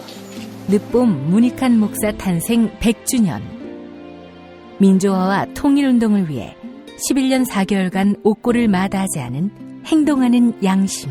오늘 우리가 누리고 있는 이 민주주의 또 문익환 목사님의 덕분이 아주 큽니다. 그가 24년 동안 살았던 서울 강북구 인수봉로 통일의 집이 6월 1일 문익환 통일의 집 박물관으로 거듭납니다. 사람들이 이렇게 항상 북적북적 이렇게 했던 공간이라 아버지한테만 아니라 우리 모두들한테 굉장히 큰 의미가 있는 통일의 역사를 기억하며 통일의 길을 모색하는 문익환 통일의 집 박물관 기념사업 추진위원으로 함께해 주시겠습니까? 이건 단지 어떤 유가족들의 유산이 아니라 우리 시대가 가지고 있는 유산이기 때문에 자세한 안내는 포털 사이트에서 문익환 통일의 집을 입력해 주세요.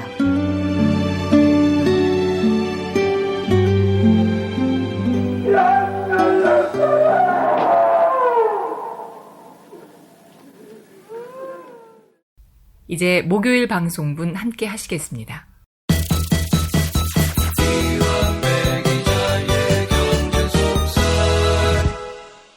민중의 소리 이완배 기자 만나겠습니다. 이완배 기자님. 네, 안녕하십니까. 네, 오늘 어떤 이야기 해볼까요? 예, 오늘은 에코부머라는 경제학 용어의 의미를 살펴보려고 합니다. 에코부머라는 말은 최근 문재인 정부가 청년 일자리 창출에 신경을 많이 쓰면서 유난히 자주 등장하는 단어 같아요. 25일에도 문재인 대통령이 청와대에서 열린 청년 일자리 점검 회의에서 장관들을 상당히 강하게 질책했다는 뉴스가 있었죠. 당시 문 대통령 발언을 보면 인구 구조 변화로 더욱 어려워질 청년 일자리 문제에 대해 향후 3, 4년간 특단의 대책을 마련하지 않으면 안 되는데 정부 각 부처에 그런 의지가 제대로 전달됐는지, 그런 의지를 공유하는지 의문이다. 청년 일자리 정책 관련 각 부처가 문제 해결에 정책의 최우선 순위를 두고 있는 것으로 보이지 않는다. 이렇게 지적을 했습니다. 그리고 이 기사를 전하면서 많은 언론들이 에코부머 혹은 에코붐 세대라는 말을 많이 사용했습니다. 연합뉴스 기사 제목은 문 대통령 청년 일자리 회의 주제 에코붐 세대 일자리 대책 주문 이렇게 뽑았더라고요. 28일에도 김동연 경제부총리가 기재부 차관하고 간부들하고 회의를 열었는데 이때도 에코붐 세대를 언급했습니다. 예. 앞으로 3, 4년 동안 25세부터 29세까지 에코붐 세대 인구가 대폭 늘어나고 있어 청년 일자리 문제가 심각하다. 예산, 세제, 공공 등 다양한 정책 수단을 활용하고 기존 제도의 틀을 바꾸는 실효성 있는 특단의 대책이 마련돼야 한다. 이게 이제 김동연 부총리의 이야기였습니다. 예. 일단 에코붐 세대가 무슨 뜻인지부터 알아보겠습니다. 에코붐 혹은 에코부머라고도 부르는데요. 여기서 에코라는 말은 메아리라는 뜻입니다. 누군가 야호 하면은 메아리가 야호 야호 이렇게 퍼지는 거죠. 예. 그 뒤에 붐이라고 붙은 말은 그야말로 붐이 일다 이런 뜻입니다. 그래서 보통 경제학이나 인구학에서는 붐을 인구가 갑자기 늘어난 상황을 뜻합니다. 그래서 베이비 붐, 베이비 부머 뭐 이렇게 불리는 세대가 있죠. 예. 2차 세계대전 이후에 전쟁을 마치고 나서 인구가 갑자기 급증을 했습니다. 그래서 1945년에서 한 64년 사이에 태어난 사람들을 베이비 부머라고 미국에서는 부르죠. 에코붐 세대는 아까 메아리라고 말씀드렸는데 그러니까 뭐의 메아리냐면 바로 이 베이비 부머들의 메아리입니다. 그러니까 베이비 부머들이 인구가 굉장히 많은데 이후에는 이제 인구가 감소하죠. 베이비 부머가 끝나면서요. 전체적으로 인구가 주는 추세인데 딱 이 베이비 부머의 자녀들만 다른 세대에 비해서 인구가 많습니다. 예. 왜냐하면 부모 숫자가 워낙 많으니까요. 그래서 이 베이비 부머의 자녀들을 에코 부머라고 따로 특정지어서 부르기 시작한 겁니다. 미국에서는 대략 이 에코 부머들을 70년대 후반부터 80년대 태어난 사람들로 보더라고요. 우리는 시기가 조금 다르죠. 우리도 베이비 부머가 있습니다. 그런데 한국 전쟁이 2차 세계대전보다 늦게 끝났기 때문에 베이비 부머도 미국보다 좀 늦습니다. 보통 1955년에서 63년 사이에 태어난 분들을 베이비 부머라고 봅니다. 속칭 58년 개띠 이렇게 불리는 분들이 여기 베이비 부머에 포함이 되죠. 이분들이 전체 인구의 14%가량이나 차지를 합니다. 한국의 에코붐 세대는 그들의 자녀들입니다. 이분들은 1979년에서 한 93년 사이쯤에 태어나신 분들. 그러니까 요즘 나이로는 한 25살에서 39살까지 있는 분들입니다. 예. 수적으로도 1,000만 명이 넘고요. 전체 인구의 20%가량이나 됩니다. 상당한 비중을 차지하죠. 그런데 이 에코부머들의 마지막 끝물, 그러니까 1990년에서 대충 93년생, 25세에서 한 29세 정도 되는 분들이 지금 취업난을 겪고 있는 겁니다. 그래서 김동연 부총리의 언급, 앞으로 3, 4년 동안 25세부터 29세까지 에코붐 세대 인구가 대폭 늘어나고 있어서 청년 일자리 문제가 심각하다라고 말한 이 에코붐 세대가 여기를 뜻하는 겁니다. 한 두 가지 정도를 살펴보려고 하는데요. 첫째로요. 저는 이 에코붐 세대가 지금 취업난을 겪고 있는 모습을 보면서 이제 정부가 굉장히 심혈을 기울이고 있는 게 티가 나죠.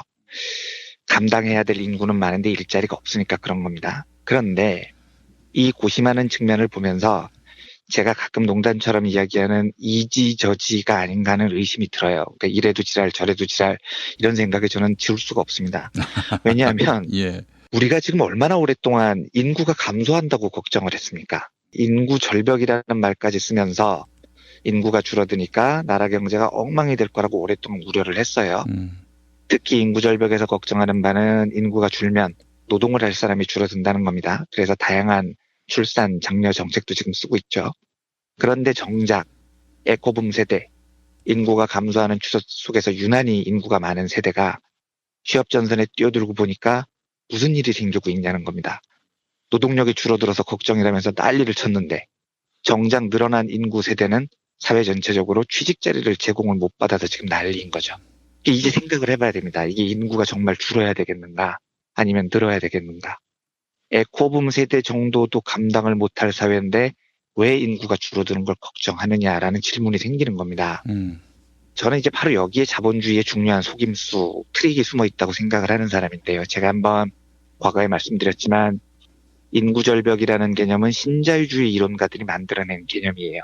그리고 인구절벽이라는 개념이 등장하기 전까지는 모든 경제학에서 인구가 늘어난다고 걱정을 했지 한 번도 줄어든다고 걱정을 한 적이 없습니다.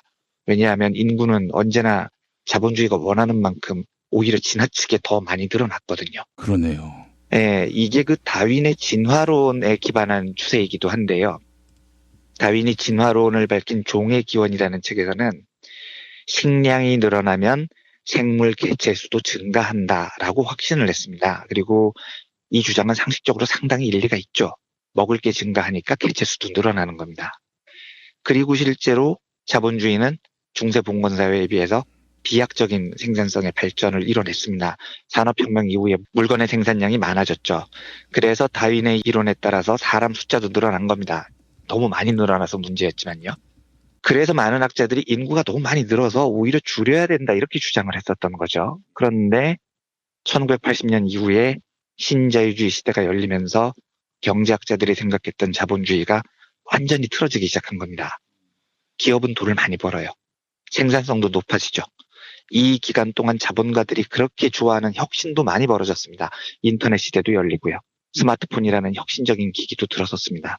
그러면 당연히 사회가 풍족해지고 먹을 게 늘어나니까 인구가 더 늘어나는 게 생물학적 법칙에 맞아요.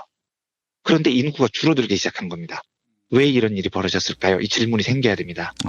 분명히 우리는 다윈의 종의 기원을 믿었고요.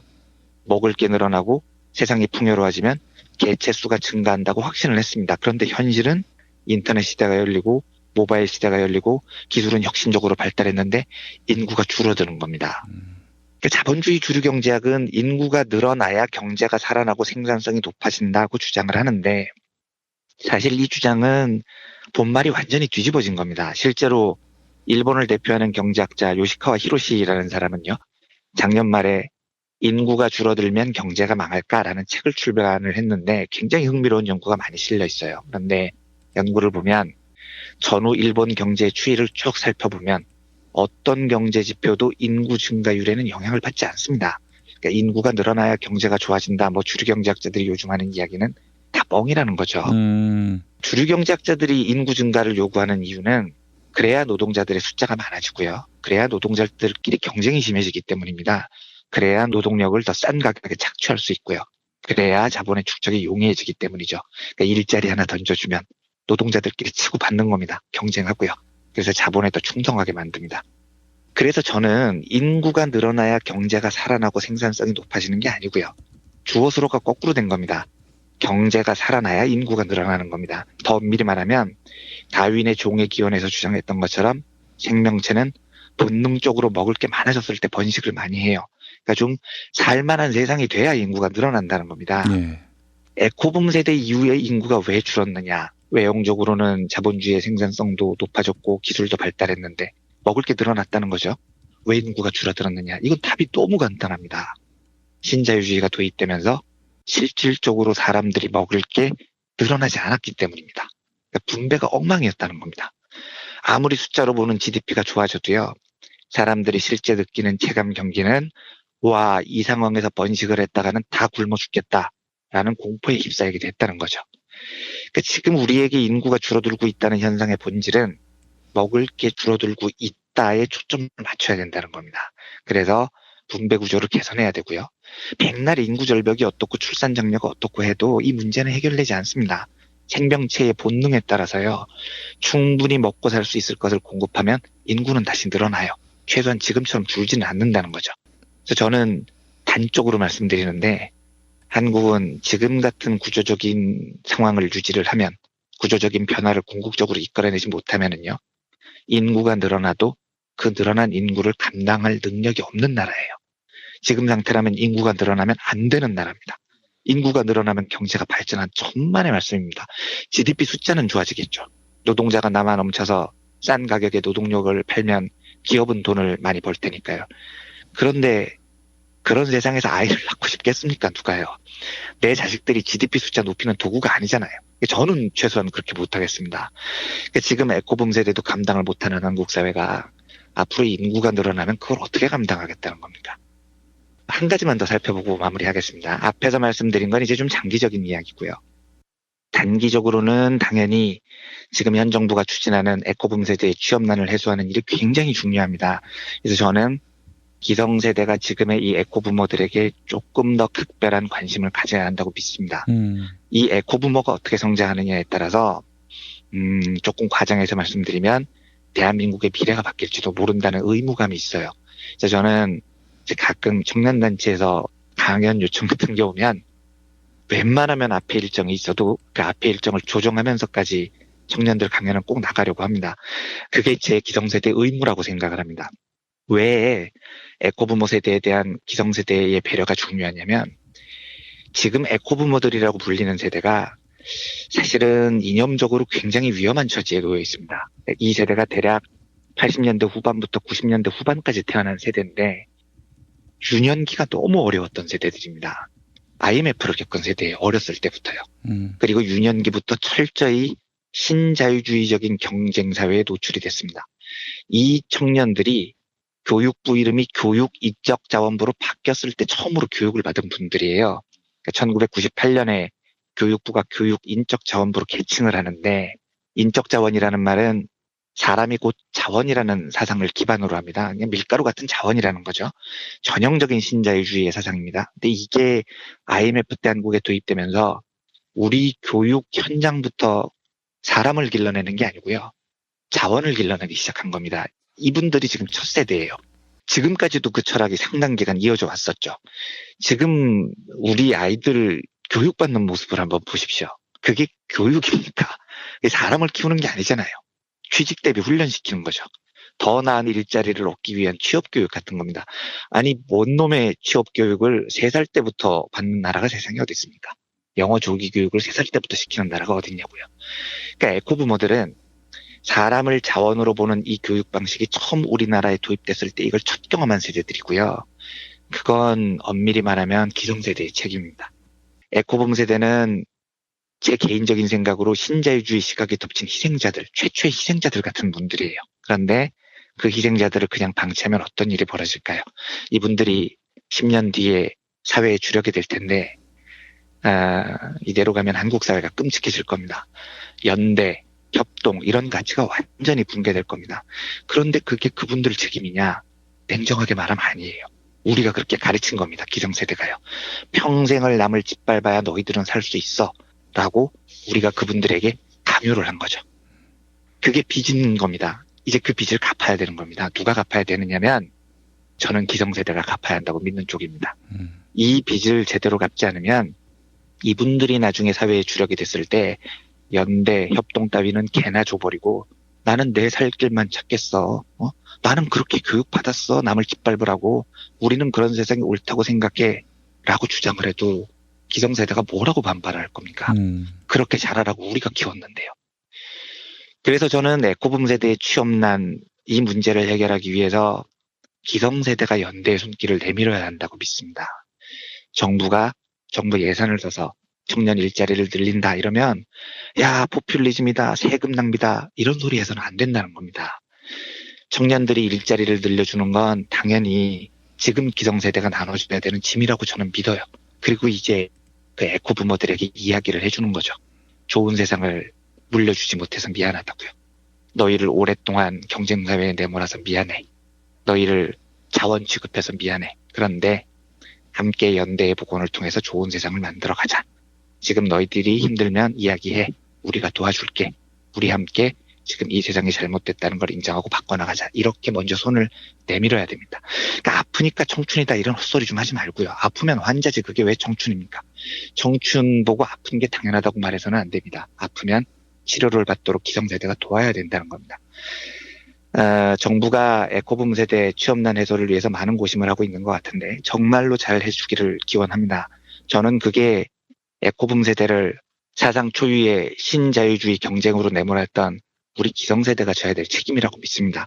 그리고 그걸 복원하는 게 바로 세대 간 연대 첫걸음이라고 확신합니다. 부디 우리 한국 기성사회가 청년들에게 보다 좋은 일자리를 제공하는 데 흔쾌히 연대의 손을 내밀어 주고요. 지금 문재인 정부가 추진하는 청년 일자리 정책이 정말로 잘 진행되기를 바라는 마음으로요. 오늘은 에코붐 세대에 대한 이런저런 이야기를 드려봤습니다. 참 그 곱씹을 부분이 많습니다. 신자유주의가 우리 인류를 얼마나 쾌속도로 붕괴시켰는지. 예, 정말 처참하게 붕괴시켰습니다. 네. 이런 무분별한 자본의 흉계, 이걸 맥없이 받아들이고 신기술이라고 해서 그냥 검증이나 문제 의식 없이 수용하는 것도 참 무서운 결과를 낳겠다 하는 그런 생각도 해봤습니다. 네, 기본적으로 사람들의 연대의 마음을 붕괴시켰으니까요. 경쟁으로 내몰고요. 진짜 무서운 시대였죠. 예, 알겠습니다. 이완대 기자님 오늘 말씀 잘 들었습니다. 네, 감사합니다. 김영민 브리핑 2부. 김영민의 뉴스 브리핑 알고 계십니까? 지상파 라디오 서울 SBS 러브 FM 103.5와 부산 KNN 러브 FM 105.7로 매일 오전 6시 20분부터 40분 동안 함께하실 수 있습니다. 새벽에 나온 새 소식, 당일 대한민국을 뒤흔들 핵심 이슈, 김영민의 뉴스 브리핑에서 미리 만나실 수 있습니다. 이제 오늘 날씨 알아보겠습니다. 기상청에 최혜윤 리포터가 나가 계시죠? 네, 안녕하세요. 다수는 누구 겁니까? 제 건 아닙니다. 아, 그렇군요. 뉴스 더하기 뉴스. 김영민의 뉴스 브리핑. 최고의 브리핑. 놓치지 마십시오.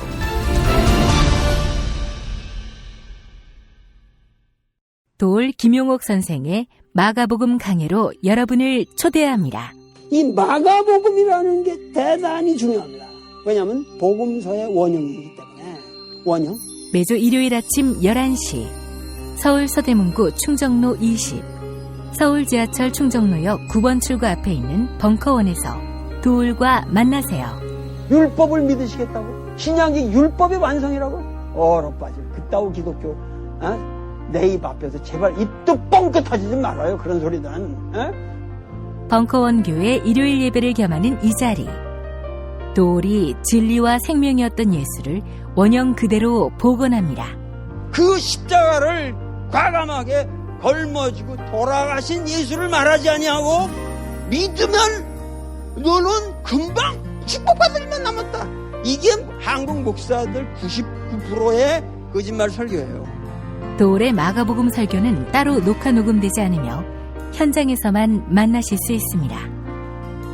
도울 선생의 마가복음 설교는 2월 4일부터 진행됩니다.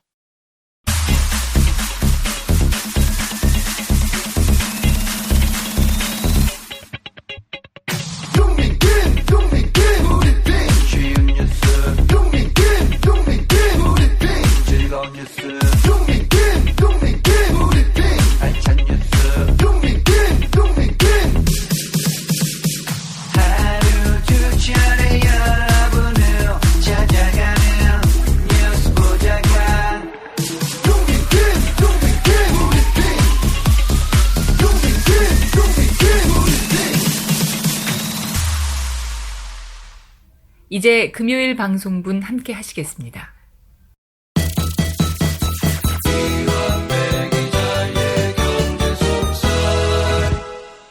민중의 소리 이완배 기자 만나겠습니다. 이완배 기자님. 네, 안녕하십니까? 예.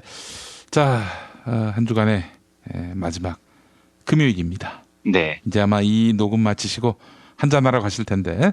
예지력이 너무나 뛰어나신데요. 예지력이 아니라 지난번에 말씀하셨습니다. 네. 목요일 저녁 녹음 끝나고 바로 한잔하러 간다고. 그렇습니다. 예. 네. 오늘은 파트너가 누굽니까? 사생활이니까 보호해 주시면 안 될까요? 이 묻지마. 네. 만남이시군요. 알겠습니다. 네. 예. 뭐 만나는 사람 뻔하잖아요. 뭐 저기 홍성규, 뭐 김종철, 뭐 이정무 이런 인간들. 예. 네. 그 중에 한 명입니다. 그 중에. 아이고 이런 참 우울하십니다. 좀 교우관계를 넓히시지. 아이고. 제가 성격이 좀 다칠마리가 돼서. 하나같이 다 우울한 사람들 아닙니까? 네, 그렇죠. 예, 재미는 더럽게 없어요. 만나서 말씀이면. 생김새들도 그렇고. 네. 예. 농담이었고. 자, 이완배 기자님, 오늘 어떤 얘기 준비하셨습니까? 예, 오늘은 모처럼 역사 이야기를 해볼까 합니다. 예. 해방 이후에 또 한국전쟁 이후에 친일이나 친일에 준하는 적산불화 방식으로 재산을 모은 재벌들 이야기를 들려드릴 텐데요. 듣다 보면 여름 받으시겠지만 굉장히 흥미로운 역사 이야기니까 오늘은 좀 가볍게 들어주시면 좋을 것 같습니다. 예.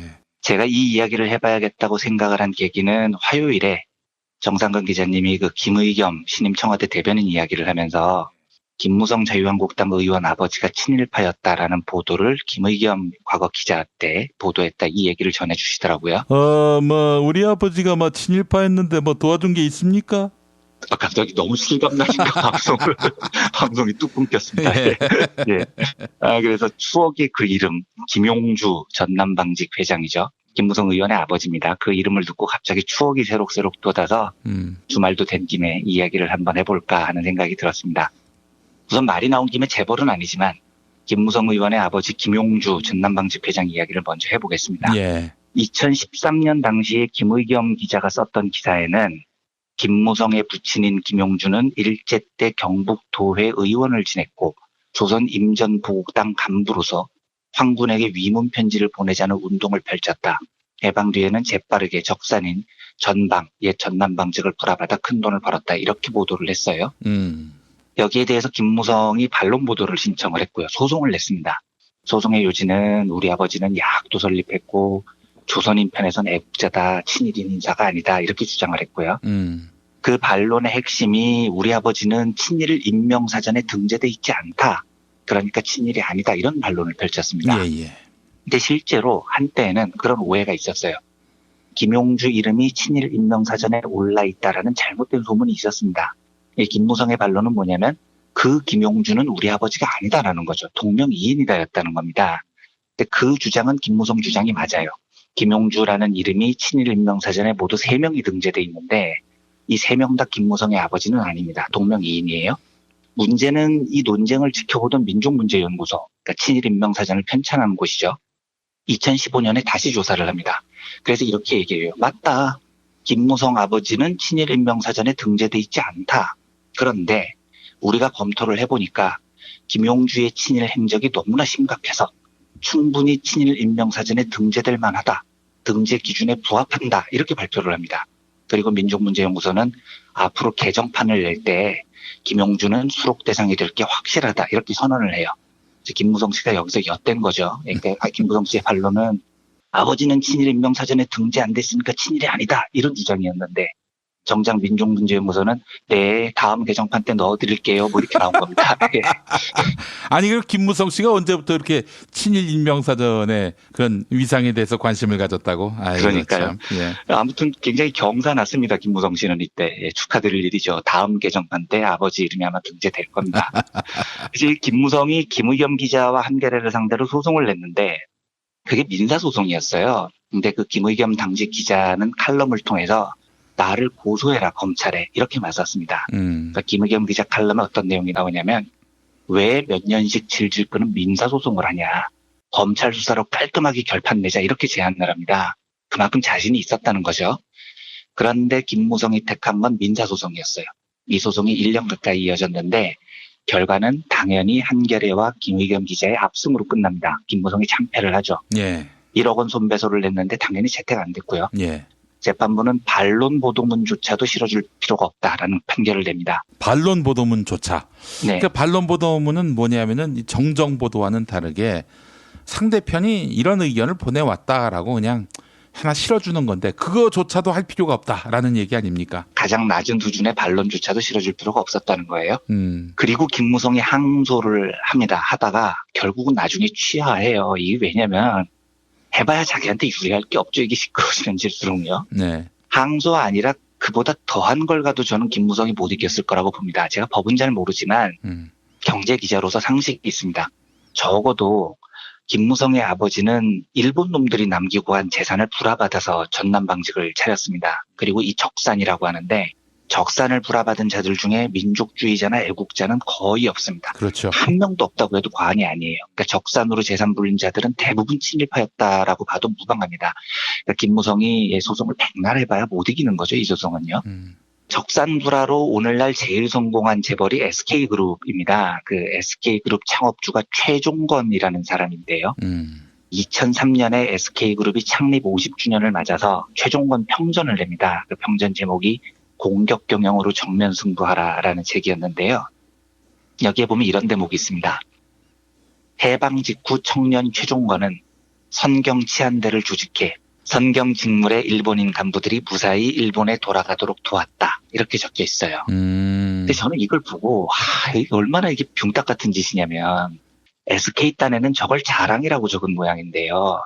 저 한 문장에 최종건의 모든 게 드러나는 겁니다. 치안대 결성을 주도해서요. 일본인들의 탈출을 도왔다는 거잖아요. 예. 그리고 나중에 그 선경직물이라는 공장을 차지합니다. 그 선경직물이 오늘날 SK그룹의 모태거든요. 이게 뭘 뜻하겠습니까?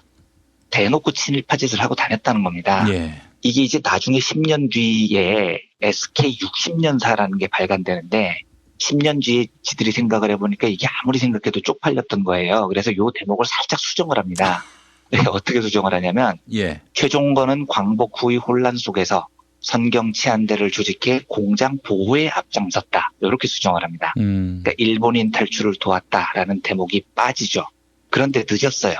이미 10년 전에 자기들 입으로 최종건이 일본 놈들 탈출하는 거 도왔다는 걸 다 고백을 했습니다. 그러니까 후회해도 늦은 거죠. 우리가 보통 적산이라고 쓰는 말은 일본인이 남기고 간 재산 이렇게 간단하게 해석을 하는데 실제로 적산이라는 말 자체는 중립적인 표현이 아닙니다. 적산의 사전적인 의미는 적국의 재산입니다. 여기서 적자가 적군이라는 뜻이에요. 그러니까 최종건이 차지한 적산은 그냥 일본인이 남기고 간 재산이 아니고 적의 재산입니다. 조국을 35년 동안이나 강탈한 일본 제국주의자들의 재산이라는 거죠. 그러면 상식적으로 적국을 물리친 이후에 우리 영토에 남은 적들의 재산은 누구의 몫이어야 하느냐. 이건 너무 상식적인 겁니다. 예. 그 적과 싸우면서 목숨을 걸었던 민족의 몫이어야 되는 거죠. 그렇죠. 근데 우리 현대사에 굉장히 슬픈 일인데 적들이 남기고 간 재산을 차지한 자들은 그 적들과 목숨을 걸고 싸운 사람들이 아니고 대부분 그 적에 빌붙어 살던 민족 반역자들의 몫이 됩니다. 이 해방이 되니까 조선에 남아있던 일본인들이 극도의 불안에 떨죠. 하루 이틀 상간에요. 근데 처음에 이제 일본인들이 어떻게 생각을 하냐면 야 보유한 현금이라도 들고 튀자 이렇게 생각을 합니다. 예. 그런데 이때 총독부가 일본인들을 위한 무사 귀환 조치를 마련을 해요. 그러니까 돌아가는 건 문제가 없겠구나라는 확신이 든 일본 놈들의 마음에 욕심이 생긴 겁니다. 야, 이 현금만 조금 갖고 튀는 게 아니고 모아뒀던 재산을 한 푼이라도 더 챙겨 달아나자 이런 생각이 든 거죠. 그런데 대부분 일본인들의 적산이라는 건 부동산 형태였습니다. 제일 중요한 적산이 땅이고요. 그 다음이 집이죠. 공장 기계들 이런 것도 이제 중요한 적산이고요. 그래서 당시 일본인들은 팔 수 있는 것을 최대한 빨리 팔아서 현금을 챙겨서 튀는 겁니다. 그리고 원래 이때 일본 정부가 마련한 정상적인 귀국 조치는 어떤 거였냐면 조선에 남아있던 일본인들이 정상 통관을 통해서 자기 나라로 들고 갈 수 있는 돈은 1000엔밖에 안 됐어요. 이게 그 1달러 정도밖에 안 되는 굉장히 작은 돈이었습니다. 그러면 일본인들 입장에서 더 많은 재산을 들고 고향으로 튀는 방법이 뭐겠습니까? 정상적으로 배 타면 1달러밖에 못 가져가는데요. 그게 밀항인 겁니다. 밀항선을 타면 훨씬 많은 재산을 챙길 수 있었다는 거죠. 예. 그래서 일본 놈들은 평소에 자기를 도와주던 조선인들, 민족 배신자들이죠. 이 사람들을 이용합니다. 아하. 얘네들에게 자기 재산을 헐값에 넘기고요. 현금을 최대한 챙기죠. 그 다음에 이 친일파들에게 요구합니다. 야, 내 재산 많이 넘겨줄 테니까 내가 나머지 재산 들고 안전하게 밀항할 수 있도록 도와줘 라고 청하는 겁니다. 아하. 예, 그래서 적사는 이런 과정을 거쳐서 일부는 밀항을 하는 일본인들 손에, 일부는 친일파들 손에 넘어가는 겁니다. 최종건이 아까 일본인들의 탈출을 도왔다고 했죠. 예. 최종건은 10대 후반에 일본 기업이었던 선경직물에 입사를 해서요. 약관 18살의 나이에 조장이 됩니다. 이 조장이 무려 100여 명의 조원들을 관리하는 중요한 관리자였다고요. 그리고 선경직물이라는 회사는 태평양 전쟁이 한창이던 1942년에 시루빠라고 하던데요. 예. 이 천입니다, 천. 이 천이 군복 안감으로 사용되던 군수천이었어요. 이걸 만들던 회사였습니다. 그러니까 한마디로 최종건이 10대 때 간부가 되면서 승승장구했던 그 선경직물이라는 회사는 일본군의 군복을 만드는 전범기업이었다는 거죠. 예. 그런데 그 전범기업이 18세의 나이에 100여 명을 거느리는 조장으로 조선인을 선정을 했습니다. 그러면 그 조선인이 친일파겠습니까? 민족주의자겠습니까? 너무나 뻔한 친일파였기 때문에 가능한 일이었던 겁니다. 예. 당연히 상식적인 추정에 의해서 어린 시절부터 친일파가 분명해 보이는 최종건이 해방 이후에 일본 놈들의 탈출을 도왔다고 해요. 이걸 공짜로 도왔겠습니까? 아니면 일본 놈들로부터 한 재산을 챙겼겠습니까? 최종건이 일본인들 탈출을 도운 뒤에 성경직물 관리원이 됩니다. 그렇다가 퇴사를 해요. 잠깐 동안요. 그리고 장사로 돈을 좀 벌죠. 나중에 한국전쟁 이후에 수원에 와보니까 공장이 주인 없는 상태로 방치됐다는 겁니다. 그래서 선경직물 공장이 완전히 처리가 안 된 적산으로 남아있던 걸 보고 요 적산이 이제 미군정을 거쳐서 이승만 정부로 넘어가는데 이때 최종건이 이 적산을 불화받는 것을 신청합니다. 그런데 요때도요. 이승만 정권이 민족의 재산인 적산을 불화하는 방식이 진짜 황당했어요. 우선 가격이 너무 쌌습니다. 거의 무상이라고 할 만한 가격이었어요. 그것도 모자라서 돈을 받는 상환 기간이 짧게는 5년, 길게는 15년까지 분할 상환이 가능했습니다. 그런데 해방 이후에 4년 동안 물가가 60배 가까이 올랐거든요. 이렇게 인플레이션이 심할 때 15년 분할 상환이라니요. 이건 뭐 거의 공짜로 가져가라는 얘기인 거죠. 그러면 이 공짜로 가져가는 혜택을 누구에게 줬느냐? 적산을 차지할 수 있는 우선순위가 이렇게 부여됐습니다. 이승만이 정한 건데요. 1순위, 일제치하에서 해당 기업의 주주나 경영인으로 있었던 자. 2순위, 그 기업의 관리인으로 있었던 자. 3순위, 그 기업에 돈을 빌려준 자. 요 순서대로 매긴 겁니다. 이게 얼마나 황당한 조치냐면 아까도 말씀드렸지만 적산이란 민족의 적인 일본 놈들이 남기고 간 재산인데 그 재산을 불화받을 권리를 누구한테 우선적으로 줬느냐? 일본 놈들이 그 적을 제일 열심히 도왔던 적산기업의 주주, 경영인, 관리인들에게 몰아줬다는 겁니다. 한국의 재벌들이 보통 자수성가형, 금수저형 이렇게 나뉘는데 삼성의 이병철, 효성의 조홍재 이런 자들이 금수저를 물고 태어난 자들이고요. 정주영, 최종건 이런 자들이 이제 자수성가했다고 주장을 하죠. 그 자수성가형이라고 하는 사람들 대부분이 적산을 불화받아서 기반을 닦은 자들이에요. 예를 들어서 자수성가형 재벌의 대표로 꼽히는 정주영도 실제로는 미 군정 때 서울시 중구 초동의 땅 200여 평을 불화받고 그걸로 사업 기반을 삼습니다. 한화그룹 창업자가 김종희라는 사람인데요. 이 사람도 적산이었던 조선화약공판이라는 공장을 불화받아서 오늘날 한화그룹의 기반을 닦습니다. 그런데 김종희는 일제강점기 때부터 고이케 스루이치라는 일본 순사 원산경찰서장의 도움을 굉장히 많이 받았다는 기록이 있습니다. 그러면 이제 상식을 동원해보죠. 일제강점기 때 순사, 게다가 경찰서장까지 된 사람에게 도움을 받았다는 게 뭘 의미하겠습니까? 예, 엄청난 친일파였다는 뜻입니다. 실제로 김정희는 이 고이케라는 자의 도움으로 조선화약공판이라는 회사에 입사를 하는데 이 회사는 조선에 있던 유일한 화약 판매 독점 기업이었어요. 당연히 그 뜻은 이 공장이 전범기업이라는 뜻입니다. 전범기업. 예. 그리고 이 전범기업의 김종희는 아주 젊은 나이에 입사를 해서 젊은 나이에 인정을 받아서 승승장구했고요. 29살에 이 공장을 불화를 받습니다. 전형적인 친일파였다는 거죠. 두산그룹은 과거에 오비맥주라고 있었죠. 이 오비맥주가 한때 두산그룹의 주력이었습니다. 그래서 지금의 두산베어스라는 프로야구팀은 창단 당시 이름이 오비베어스였죠. 그런데 이 오비맥주의 기원이 두산그룹 창업주 박승직의 아들 박두병이 불화받은 소화기린맥주라는 회사입니다. 이것도 일본 기업이었어요.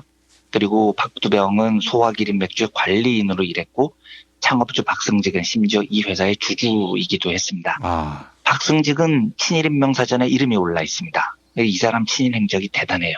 이토우 히로부미가 1909년에 안중근 의사의 저격으로 죽었을 때 박승직은 히로부미를 추도하는 국민 대추도대회 발기인 41명 중에 한 명이었습니다. 아니 일본 사람이 죽었는데 왜 조선 사람이 추도합니까? 그걸 주도해야 이제 권력을 잡기 때문이겠죠. 예, 41명 중에 한 명이었으니까 대단히 비중 있는 인물이었습니다. 네. 또 박승직은 1919년에 친일단체인 조선실업구락부 회원이었고요.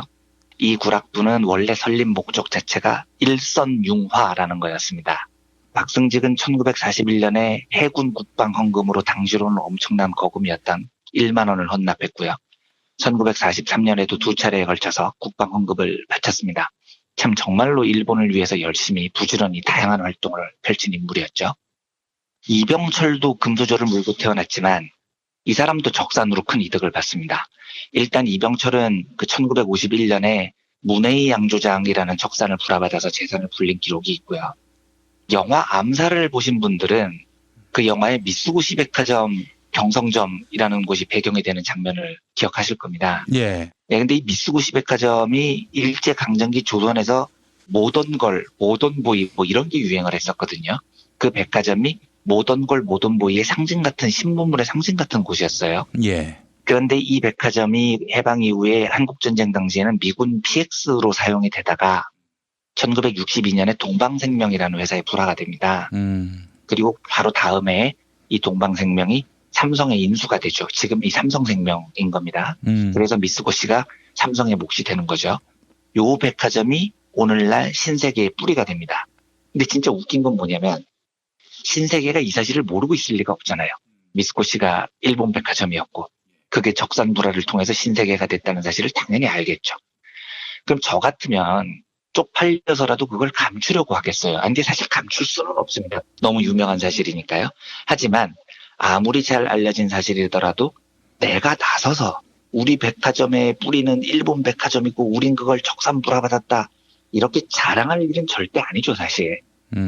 그런데 신세계는 자기의 역사를 우리는 1930년 미쓰고시 백화점으로 설립된 한국 최초의 백화점 이렇게 자랑을 하고 다닙니다.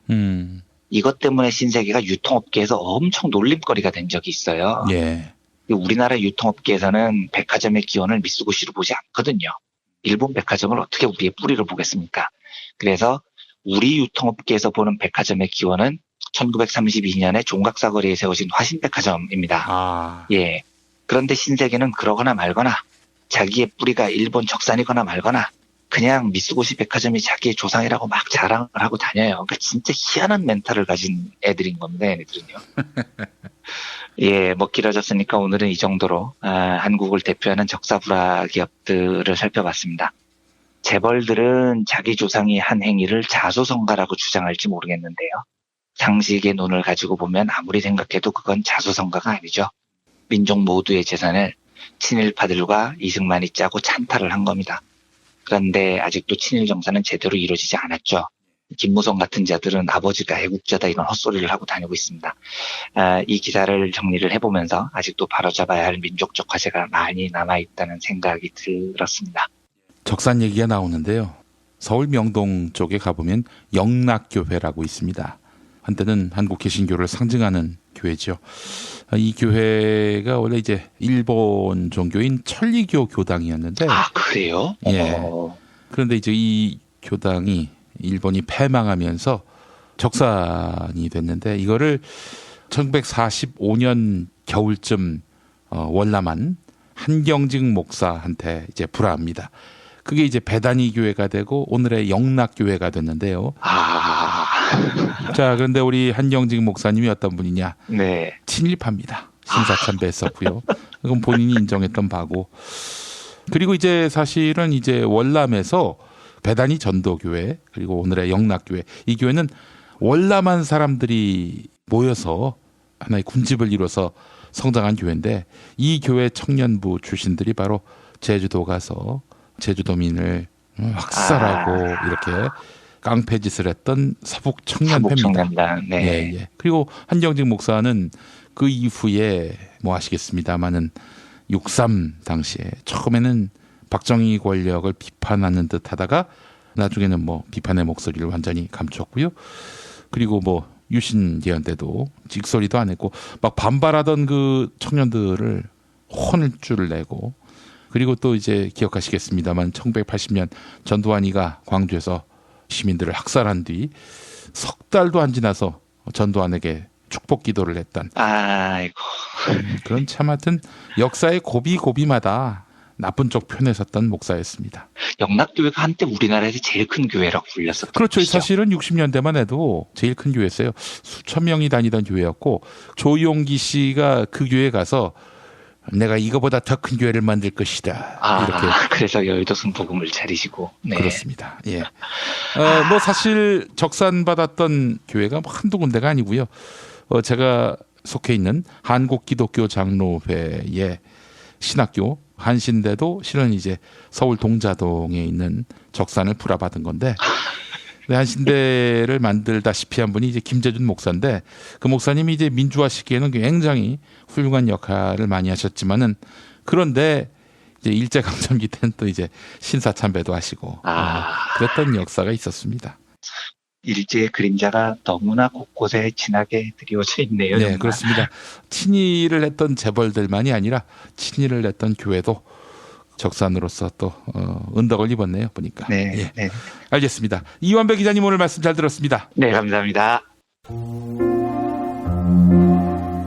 부모님의 생신 또는 기념일에 아주 특별한 선물을 준비하고 계십니까?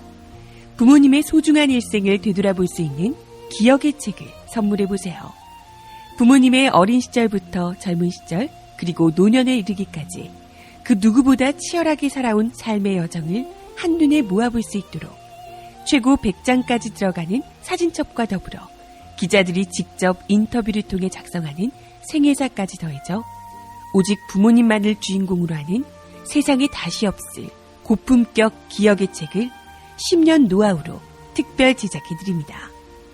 200페이지 분량 12권에 2부까지 함께 드리는 구성으로 440만 원에 모십니다.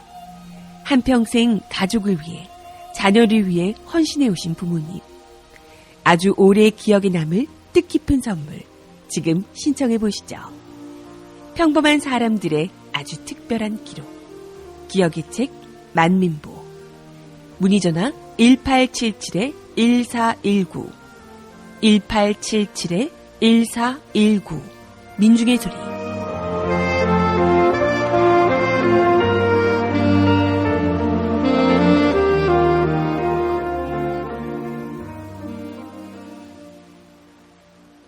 지금까지 김용민 브리핑, 이완배 기자의 경제의 속살, 주간방송 종합편과 함께 하셨습니다.